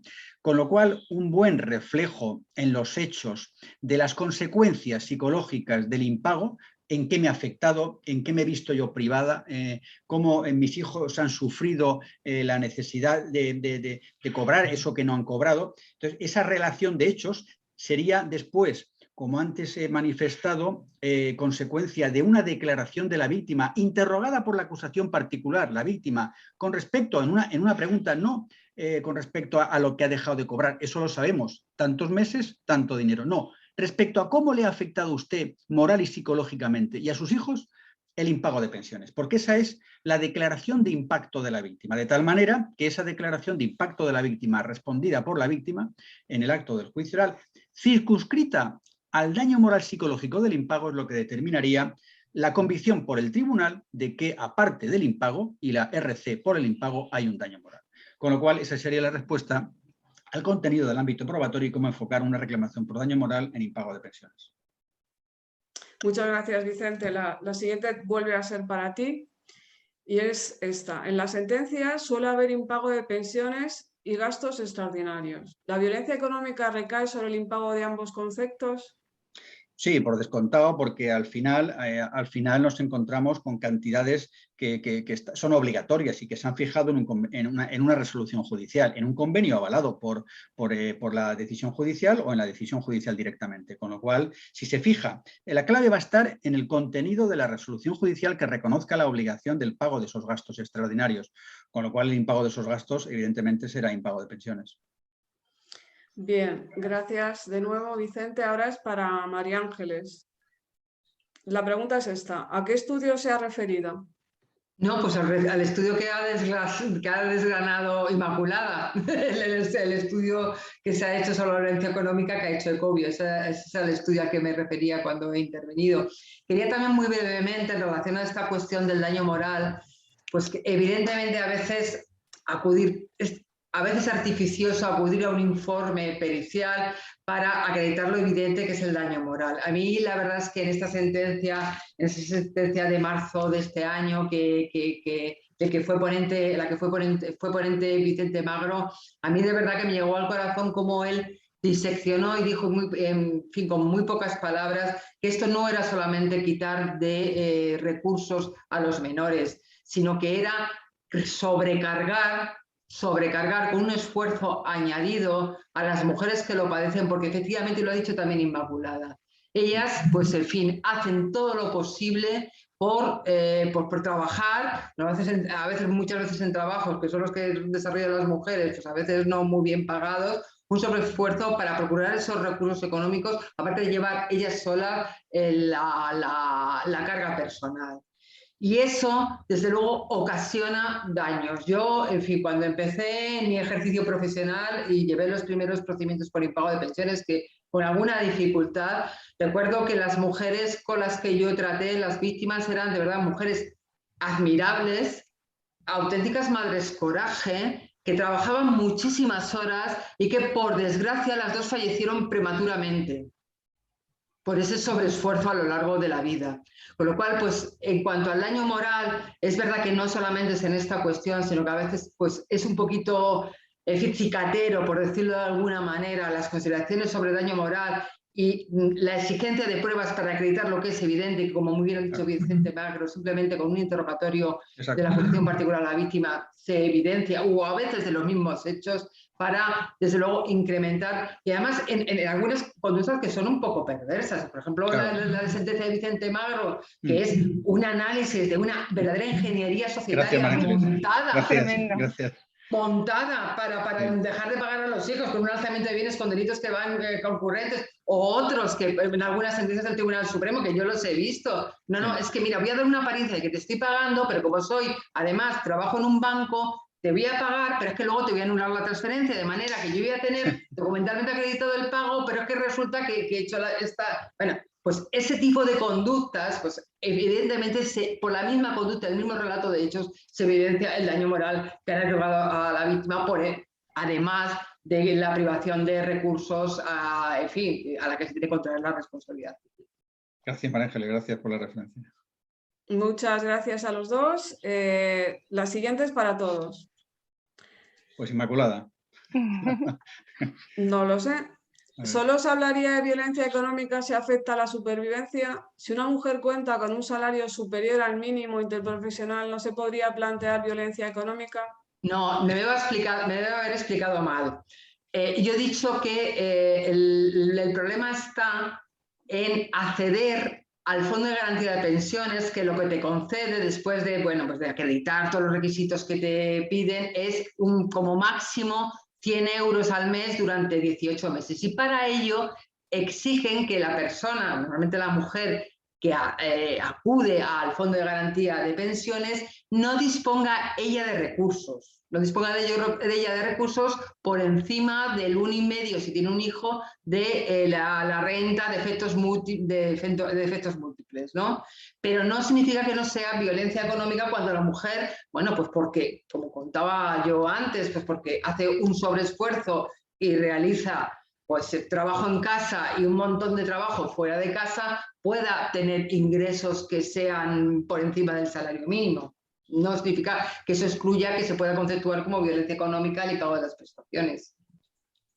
Y además, en cualquier caso, el delito de impago de pensiones no está configurado, y lo ha dicho la jurisprudencia, como un estado de necesidad, sino, es decir, esto no es un estado de necesidad. Es decir, tú me dejas de pagar la pensión y aunque yo tenga posibilidad de tener ingresos, es un delito de impago de pensiones. Y la violencia económica sigue existiendo, no se va a desnaturalizar porque la mujer tenga dinero. Es que al final lo que se pretende es que la mujer no tenga un duro y cuanto menos tenga, pues entonces más dependencia y subyugación psicológica tiene de mí.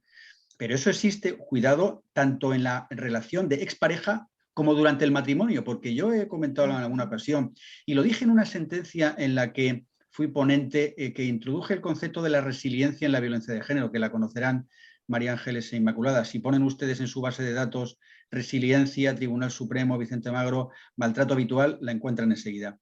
¿Y ahí qué dijimos? Pues que resulta que esta mujer tenía una fortaleza psicológica para aguantar el maltrato y no denunció. Estuvo 2 años soportando maltrato hasta que al final le obligaron a abortar y es cuando abrió los ojos, se dio cuenta y denunció.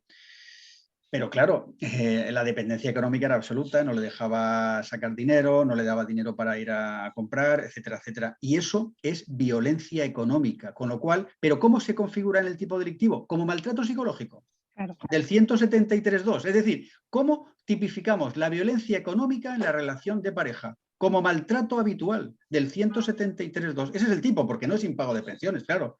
El impago de pensiones no existe en la relación de pareja, pero es maltrato habitual. ¿Por qué es maltrato habitual? Y hemos condenado por ello cuando no se satisfacen las necesidades personales de la mujer. No te dé dinero, la tarjeta te la quito, dame dinero porque tengo que comprar, no te dé un duro, hasta que no me trates bien. ¿Cómo que te trate bien? Eso es subyugación psicológica y eso es maltrato habitual y violencia económica.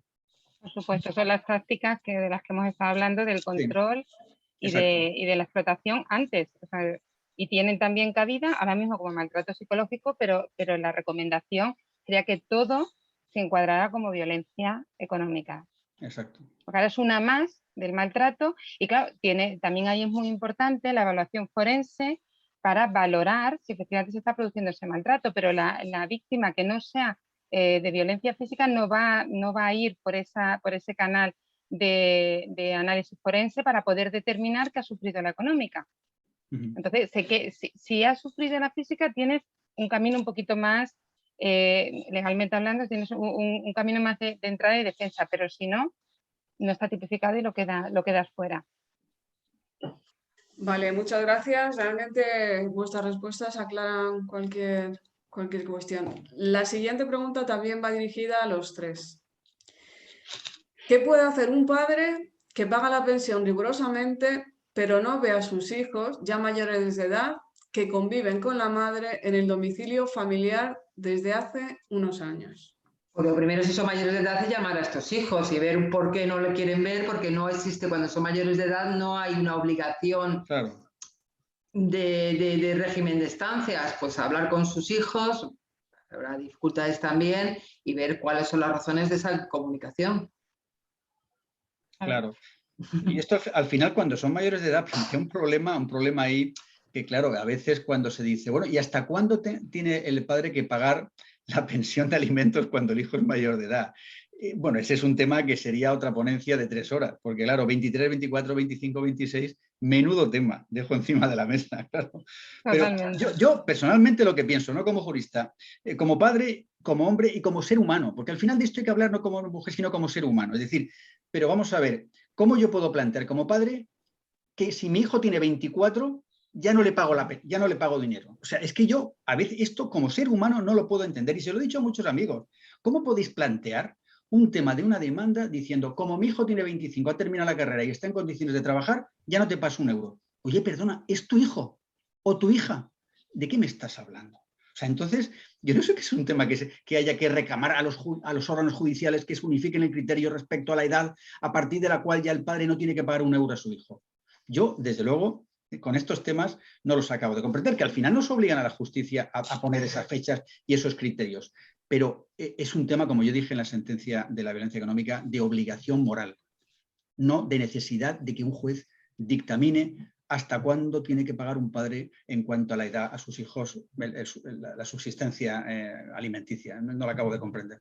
Pero bueno, pues agradezco de verdad mucho a Vicente Magro que haya dicho esto, porque efectivamente en un contexto en que los jóvenes, por distintas circunstancias, tienen una situación de pobreza específica, exacto, dificultades para acceder al mercado laboral, solamente incurriendo en el estereotipo, se puede decir que es que las mujeres se favorecen por esa, en fin, habrá casos concretos, aislados, que habrá que recurrir a los juzgados para subvertir un posible abuso de derecho. Pero desde luego no se puede incurrir en el estereotipo de que son las mujeres las que se benefician de la prolongación de la dependencia económica de los hijos, porque muchas veces son ellas las primeras que padecen las consecuencias de esas dificultades que tienen los y las jóvenes para acceder al mercado de trabajo y a una emancipación.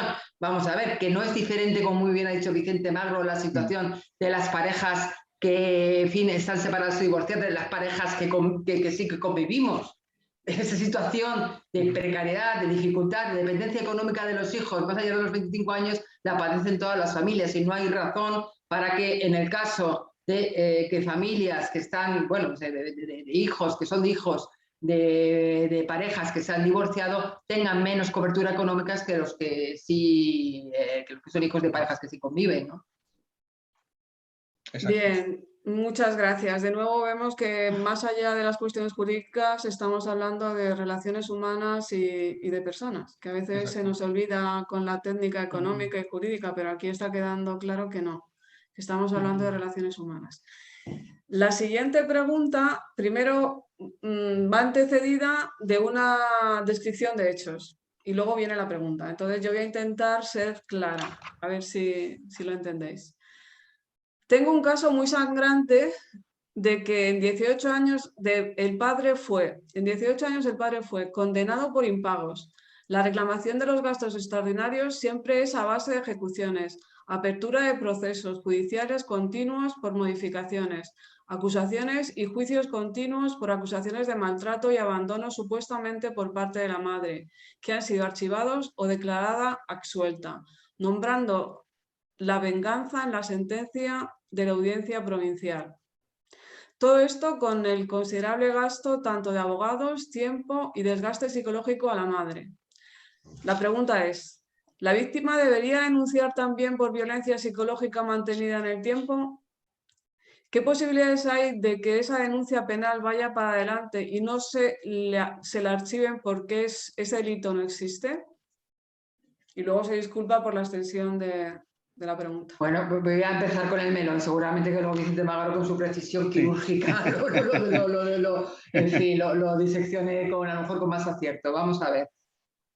Plantea dos problemas. En primer lugar, desde luego, yo desde Temis, unas cuantas compañeras, hemos sido bastante críticas cuál es la regulación actual de los gastos extraordinarios, que es realmente disuasoria de acudir a ella para reclamar esa obligación legal, porque es que es más complicado a veces que ir a un procedimiento de divorcio. O sea, tienes que ir primero a un procedimiento declarativo que es prácticamente como el del divorcio, de aportar la necesidad, que le has notificado, que le has dicho, en fin, que le has dicho cuál es el gasto extraordinario, que le has dicho cuál es la cuantía, cuál es la necesidad, que tienes que acreditarlo fehacientemente, además, que el progenitor que no está por la labor de pagar el gasto extraordinario se puede negar la necesidad, etcétera, y tiene que determinar el juzgado primero si es procedente ese gasto extraordinario y después, si se continúa con el incumplimiento, hay que ir a una ejecución. O sea, yo creo que hay que agilizar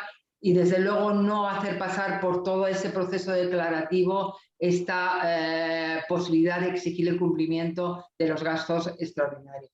Y luego planteo otra segunda cuestión, que es si pues esta situación que muchas veces vemos en los despachos de un cierto hostigamiento vía judicial que prolonga desde luego los padecimientos psicológicos muchas veces que vienen, en fin, ya está en terreno abonado, como es el de muchas mujeres que han sufrido situaciones de abuso y situaciones de violencia durante la convivencia de pareja. es difícil a veces la cuestión de la violencia psicológica, a ver qué dice Vicente Magro, a veces es una de las asignaturas pendientes, porque no hay una determinación de cuáles son los hechos o las lesiones que pueden llevar a aplicar la condena por delito de violencia psicológica habitual. Desde luego, estas situaciones de este hostigamiento judicial yo creo que deberían tener una respuesta también específica, puesto que es un comportamiento específico dentro del ordenamiento penal, que actualmente no lo tiene. Sí, no sé si Inmaculada quiere intervenir o... Sí, yo decir también que, claro, con la tipificación que decía antes, las mujeres que son víctimas de violencia de género tienen la justicia gratuita, pero pueden tener también una facilidad mayor para reclamar todo este tipo de gastos con todo, lo comenté yo antes y lo ha dicho perfectamente María Ángeles, con toda la enmaraña que supone el solicitar un gasto extraordinario. Y las mujeres en las entrevistas que nosotros realizamos pues decían muchas veces, pues al final lo que no haga no vaya al campamento, pero claro, ya cuando te quieras aclarar el campamento ya se ha acabado, ¿no? Entonces ya también muchas veces no son de una cuantía muy muy grande, que te cuesta más, pues seguramente el collar que el galgo, ¿no? Más que hacer. Entonces, y aquellas que no son víctimas de violencia de género al no tener esa justicia gratuita, pues todavía tienen una problemática mayor para esto. Una idea de las que también han manifestado algunos jueces que han participado en el proyecto, la idea de que no se hable de prestaciones de manera conjunta y se hable de un impago general, no de extraordinario, para poderlo avanzar o ayudar un poco más a la víctima que lo pueda defender o lo pueda pelear de una manera mucho más ágil, ¿no? No como está actualmente. Sí, yo voy a introducir también fabulosas las intervenciones de María Ángeles y Inmaculada, me lo estoy pasando en grande y con las preguntas que estoy haciendo. Yo introduciría y además es un tema que se me ha ocurrido ahora mismo, introduciría la posibilidad incluso de en este tipo de casos, ahora mismo en la Ley de Protección de la Infancia, la Ley 8 que se acaba de aprobar, ha introducido modificaciones en el Código Penal muy interesantes y se han introducido, por ejemplo, las medidas de parentalidad positiva. En tema de violencia familiar. Claro, si vamos a ir, como ha dicho antes María Ángeles, vamos a ir haciendo con técnica quirúrgica ese tema. Si estamos hablando de violencia económica, es dentro del tema de violencia familiar. Si estamos hablando de violencia familiar, si se han introducido cursos de reeducación en parentalidad positiva en delitos relacionados con la violencia familiar, yo me pregunto, ¿podríamos plantearnos el tema de que en impago de pensiones, en violencia económica, en el hostigamiento que se ejerce en la necesidad de acudir a los juzgados para obtener este pago de las pensiones, podría reclamarse por la acusación la obligación del sometimiento a un programa de reeducación en parentalidad positiva al incumplidor? Porque claro, esto podría abrirnos el tema de decir, oiga, pues mire usted, se le va a obligar a usted a ir a seis meses a un programa de parentalidad positiva para que le enseñen a ustedes, trabajadores sociales, psicólogos, profesionales en la materia, criminólogos, para que le enseñen que esto no se puede hacer. Y para la futura pareja que usted tenga, para que no se lo haga y para que no se lo siga haciendo la que tiene ahora. Porque claro, ahora me deja de pagar 8 meses y dentro de un año me deja de pagar otros 4. Y así seguimos. Entonces, ¿qué pasa? ¿Que tenemos que estar presentando querellas criminales por impago de pensiones toda la vida? Al final, bueno, pues entonces yo creo que esos programas de reeducación en parentalidad positiva podrían obligarle a esta persona, porque claro, supeditar la suspensión de la ejecución de la pena a un programa de acudir a un programa de reeducación en el sentido de que sepa usted que esto no lo vuelve a hacer, no lo tiene que volver a hacer, y si no va al programa se revoca la suspensión de la ejecución de la pena y cumple la pena privativa de libertad, ¿no? Por lo menos introducir la necesidad de que no esté hostigando constantemente con procedimientos judiciales para evitar este tipo de situaciones, ¿no? Totalmente de acuerdo, totalmente de acuerdo.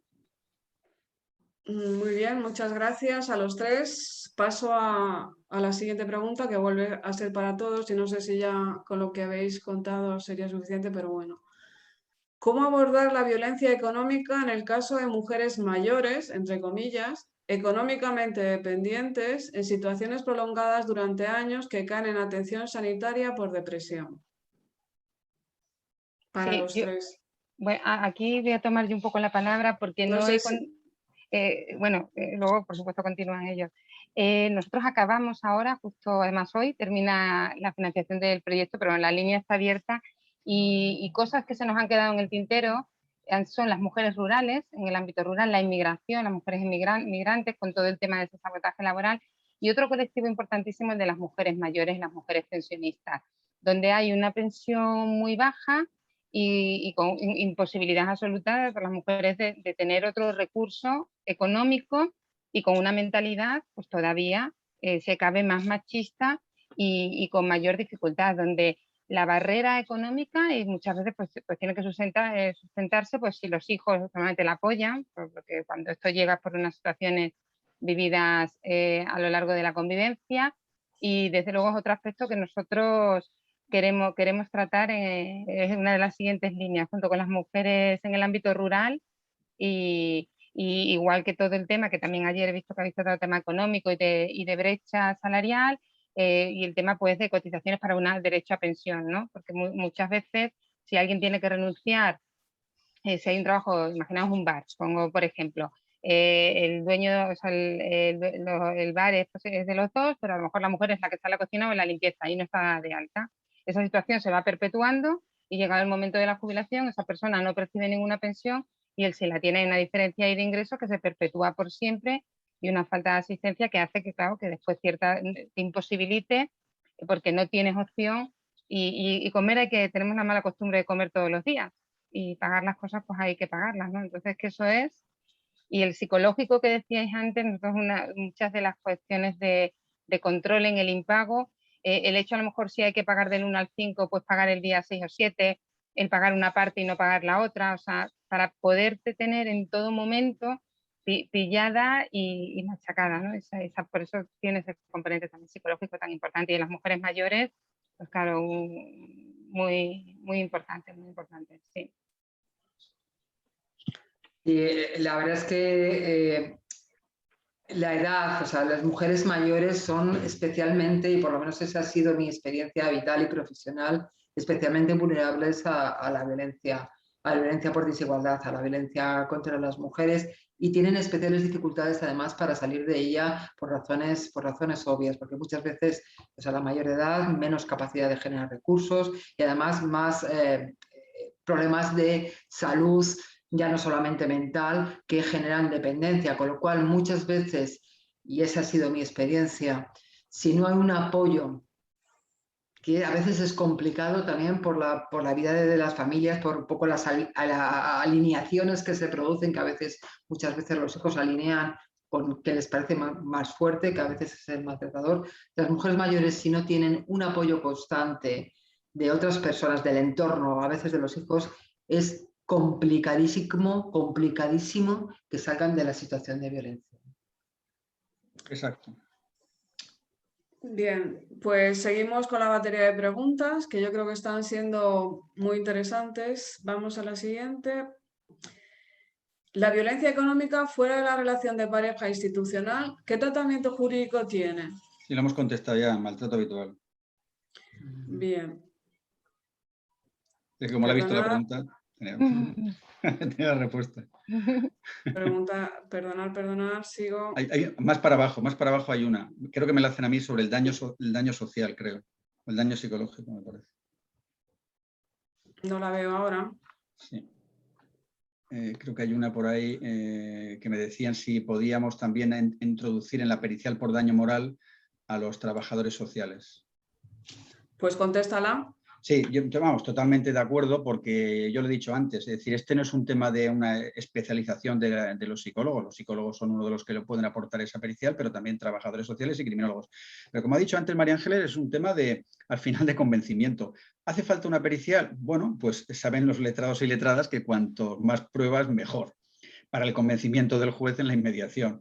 ¿Pero es necesaria? Pues no, porque como he dicho antes, se puede demostrar por la declaración de la víctima, y hemos dicho muchísimas veces ya que la declaración de la víctima totalmente creíble, como el cumplimiento de los requisitos, en la sentencia aquella de la que fui ponente de marzo del 2019, en la que fijamos unos 11 parámetros, para ampliar esos 3 parámetros antiguos de toda la vida que se decían de la persistencia, la credibilidad y la ahora hemos puesto 11 a favor más 6 en contra, para que la víctima pueda ser creída en un procedimiento judicial, ¿no? Entonces, que si la víctima dice y los hijos van al juicio mayores de 14 años y dicen es que estoy sufriendo, es que no tenemos dinero para comer, es que no puedo ir con mis amigos, mi madre tiene que estar haciendo horas extras por donde puede, pidiendo dinero a su padre, a su madre, que le da vergüenza tener que pedir dinero para poder alimentarnos. Esto es daño moral.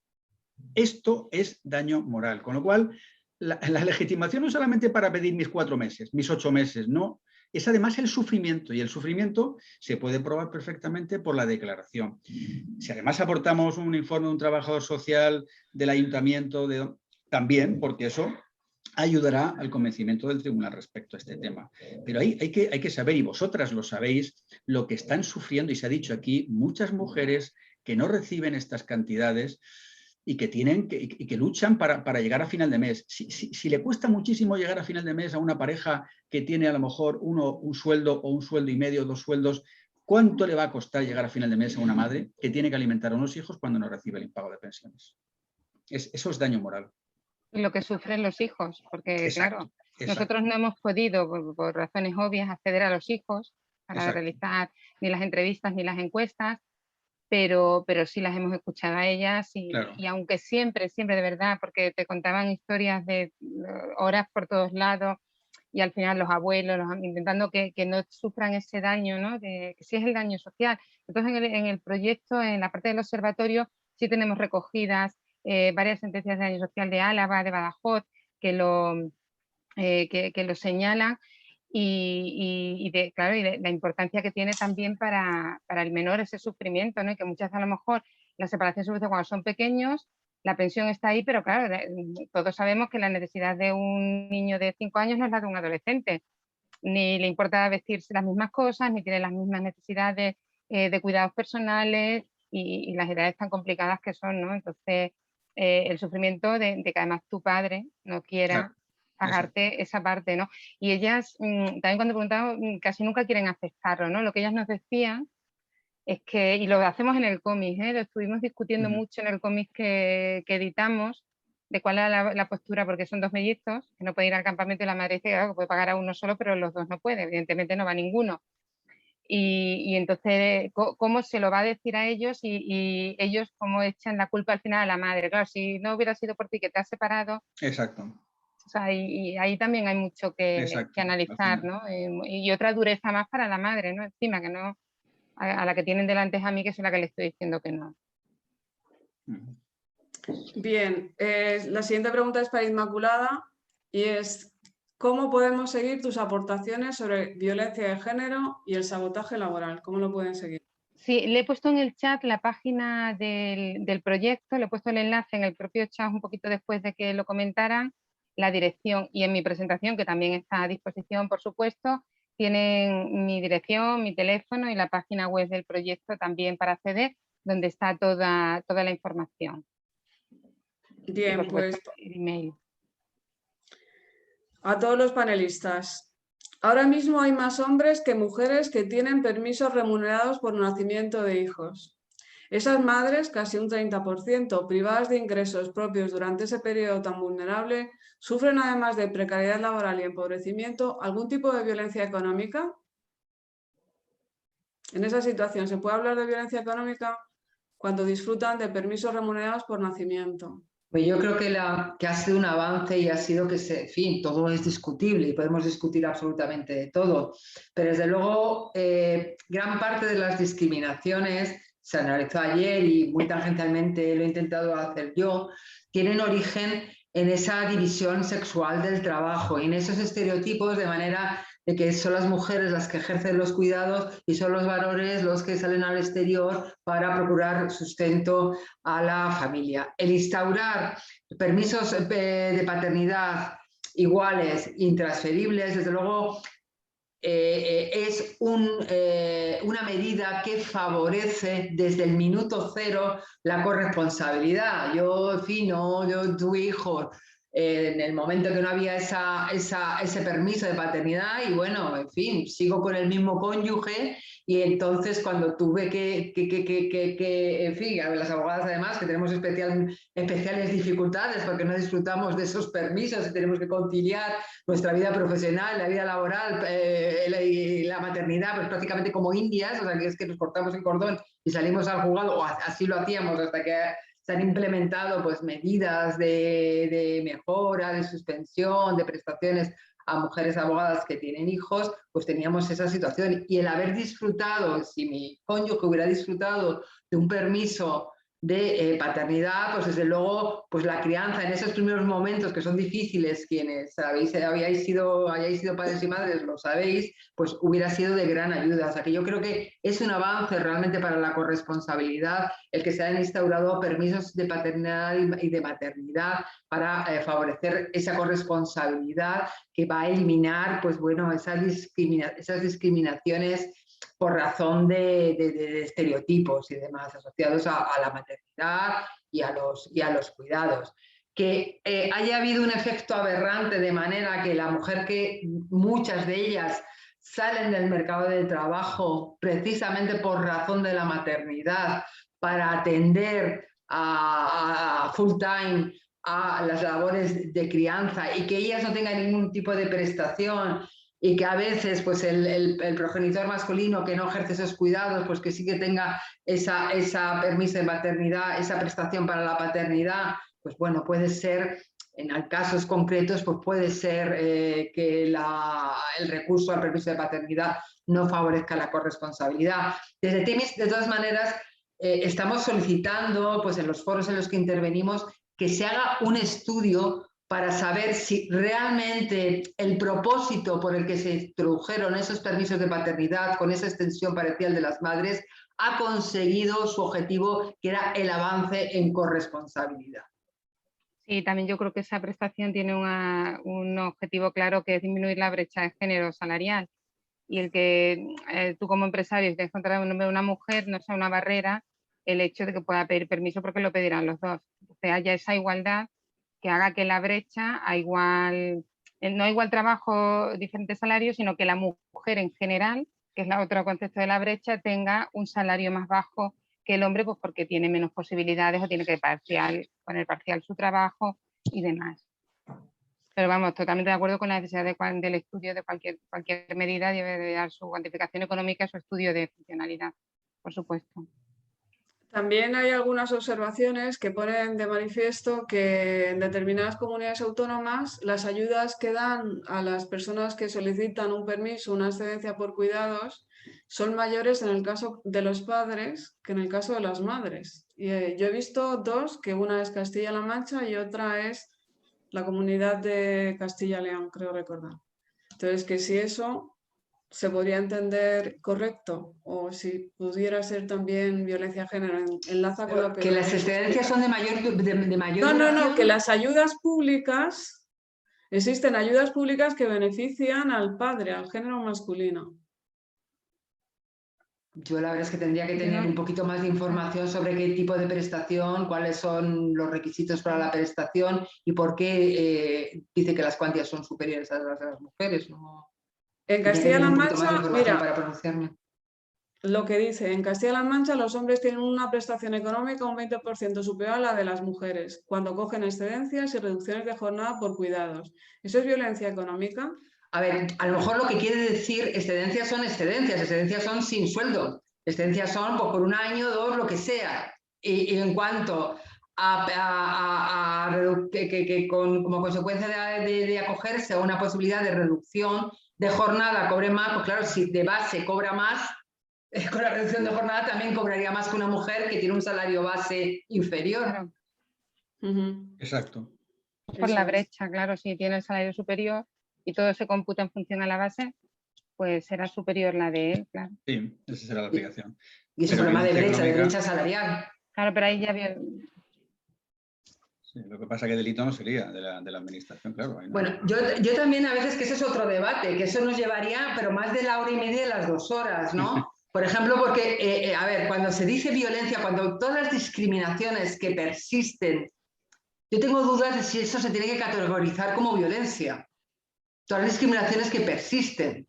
Por ejemplo, en fin, en la violencia económica, desde luego, hay que poner de manifiesto casos típicos de violencia económica porque hay un sufrimiento añadido, porque hay una privación intencionada de recursos, de cuestiones estructurales que tienen que ver con la desigualdad.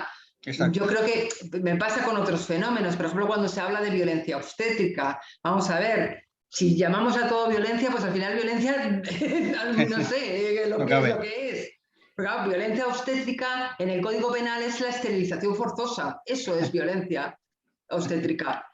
Puede haber malas prácticas, puede haber prácticas muy mejorables, tiene que incorporarse, por ejemplo, a la intervención sanitaria en los partos la perspectiva de género, seguramente hay que mejorar muchas cosas, porque además lo dice también Naciones Unidas, pero llamar a eso violencia yo tengo mis dudas. Claro, totalmente de acuerdo. Muy bien. La siguiente pregunta es, ¿los padres que ejercen violencia económica tienen derecho al permiso por nacimiento? Bueno, primero, ¿quién reconoce que existe esa violencia económica? Habría que, si desde luego, en fin, no sé cuál sería el supuesto, que haya habido una ruptura, que se haya calificado una conducta como un delito relacionado con la violencia económica, que el hijo haya nacido después de la ruptura, pero con el reconocimiento de la filiación. Claro, es que si la concesión de ayudas de la Administración está relacionada con la presentación del formulario con la inexistencia de antecedentes penales, pues claro, si has sido condenado posiblemente y te piden inexistencia para cobrar esa prestación de la Administración, pues no te la van a dar. Pero claro, no podemos, como ha dicho antes María Ángeles, con acierto decir, bueno, violencia económica sin necesidad de un reconocimiento judicial. Claro, eso no se podría hacer, ¿no? Muy bien. Yo ya no veo más preguntas. No sé si Jorge o Eva quieren añadir algo. No creo que se me haya perdido alguna, se me haya escapado. No, están todas contestadas. ¿Están todas contestadas? Sí. Vale, pues antes de que pase a hablar Jorge, muchísimas gracias a los que habéis intervenido. Yo he aprendido muchísimo sobre esta materia y también a las personas que no se ven, que son los asistentes. Gracias. Y ya dejo a Jorge. Exactamente, pues es insistir en las palabras que acabas de comentar de agradecimiento, tanto a las personas que han expuesto estas interesantísimas ideas.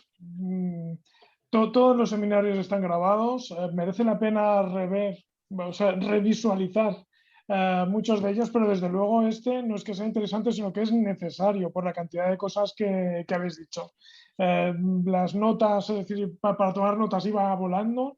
Y bueno, solo un pequeño paréntesis, porque ayer hicimos un comentario que parece que está como inacabado, que también enlazaba desde el primer año, que venimos insistiendo, que veo que lo llamamos de distintas formas, que ha entrado en el estudio de Inmaculada, que María Ángeles también lo ha expuesto y que Vicente ha dado una solución. Es lo que nosotros, hoy se ha hablado de hostigamiento, ¿no? en el seno de la jurisdicción, y que nosotros veníamos diciendo violencia, que al principio sonó muy fuerte, violencia procesal, ¿no? Y era digamos que esa utilización de una posición de superioridad, sea por formación, sea por cuestión económica, etcétera, y lo que es bombardeo de esas demandas, escritos, etcétera, larguísimos, densos, que lo que hacen es un desgaste psicológico. Y muy bien también, o sea que muchísimas gracias por las 3 reflexiones y por la solución apuntada. Lo único es, de nuevo, insistir en el agradecimiento de las personas que han estado asistiendo, de las preguntas que han hecho, de los comentarios, y emplazarnos al próximo seminario de la semana que viene. Muchísimas gracias de nuevo a todo el mundo. Muchísimas gracias. Buenas tardes. Cuidaros mucho, muchas gracias. Encantado de estar. Muy bien, buenas tardes. Cuidaros mucho.